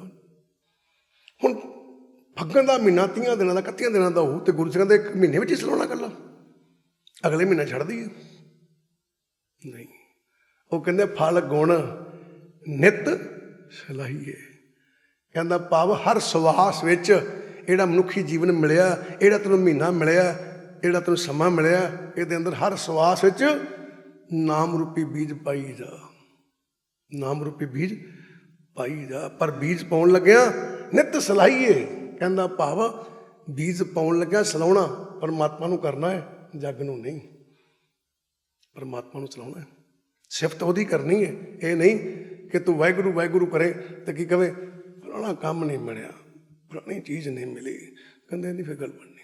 नित सलाइए, कहते परमात्मा का नाम सिमरन करदे करदे सलाउणा उसे नूं ही है। कहता क्यों? ਕਹਿੰਦਾ ਇਸ ਜੱਗ ਦੀ ਸਿਫਤ ਕਰੇਗਾ ਕਿਸੇ ਬੰਦੇ ਦੀ, ਉਹਨੂੰ ਤਮਾ ਹੋਊ, ਉਹਨੂੰ ਖਿੱਚ ਹੋਊ। ਕਹਿੰਦੇ ਫਿਰ ਜਿਸ ਨੂੰ ਤਿਲ ਨਾ ਤਮਾਈ, ਕਹਿੰਦੇ ਜਿਸ ਪਰਮਾਤਮਾ ਨੂੰ ਤਿਲ ਜਿੰਨੀ ਵੀ ਤਮਾ ਨਹੀਂ ਹੈ ਕਿ ਤੂੰ ਮੈਨੂੰ ਸਲਾਹ, ਮੇਰੀ ਸਿਫਤ ਕਰ। ਕਹਿੰਦੇ ਸੰਸਾਰੀ ਬੰਦੇ ਦੀ ਸਿਫਤ ਕਰਨ ਦਾ ਕੀ ਫਾਇਦਾ, ਉਹਨੂੰ ਸਲਾਹ ਜਿਹਨੂੰ ਤਮਾ ਹੀ ਨਹੀਂ। ਤੇ ਮੈਨੂੰ ਸਲਾਹ, ਇਹਦਾ ਮਤਲਬ ਜੇ ਤੂੰ ਸਲਾਹੁਣਾ ਉਹਨੂੰ, ਉਹਦਾ ਨਾਮ ਸਿਮਰਨ ਕਰਨਾ ਤੇ ਆਪਣੇ ਲਈ ਕਰਨਾ ਹੈ, ਪਰਮਾਤਮਾ ਲਈ ਨਹੀਂ ਕਰਨਾ। ਇਹ ਤੇਰੀ ਲੋੜ ਆ, ਤੇਰੀ ਖਿੱਚ ਆ, ਤੇਰੇ ਮਨ ਨੇ ਸਾਫ਼ ਹੋਣਾ ਹੈ, ਗੰਦਗੀ ਤੇਰੇ ਅੰਦਰ, ਉਹਦੇ ਅੰਦਰ ਨਹੀਂ। ਸੋ ਗੁਰੂ ਪਿਆਰਿਓ, ਫੱਗਣ ਦਾ ਮਹੀਨਾ ਹੈ ਤੇ ਇਹ ਮਨੁੱਖੀ ਜੀਵਨ ਜਿਹੜਾ ਹੈ ਇਹ ਫੱਗਣ ਦੇ ਮਹੀਨੇ ਵਰਗਾ ਹੈ।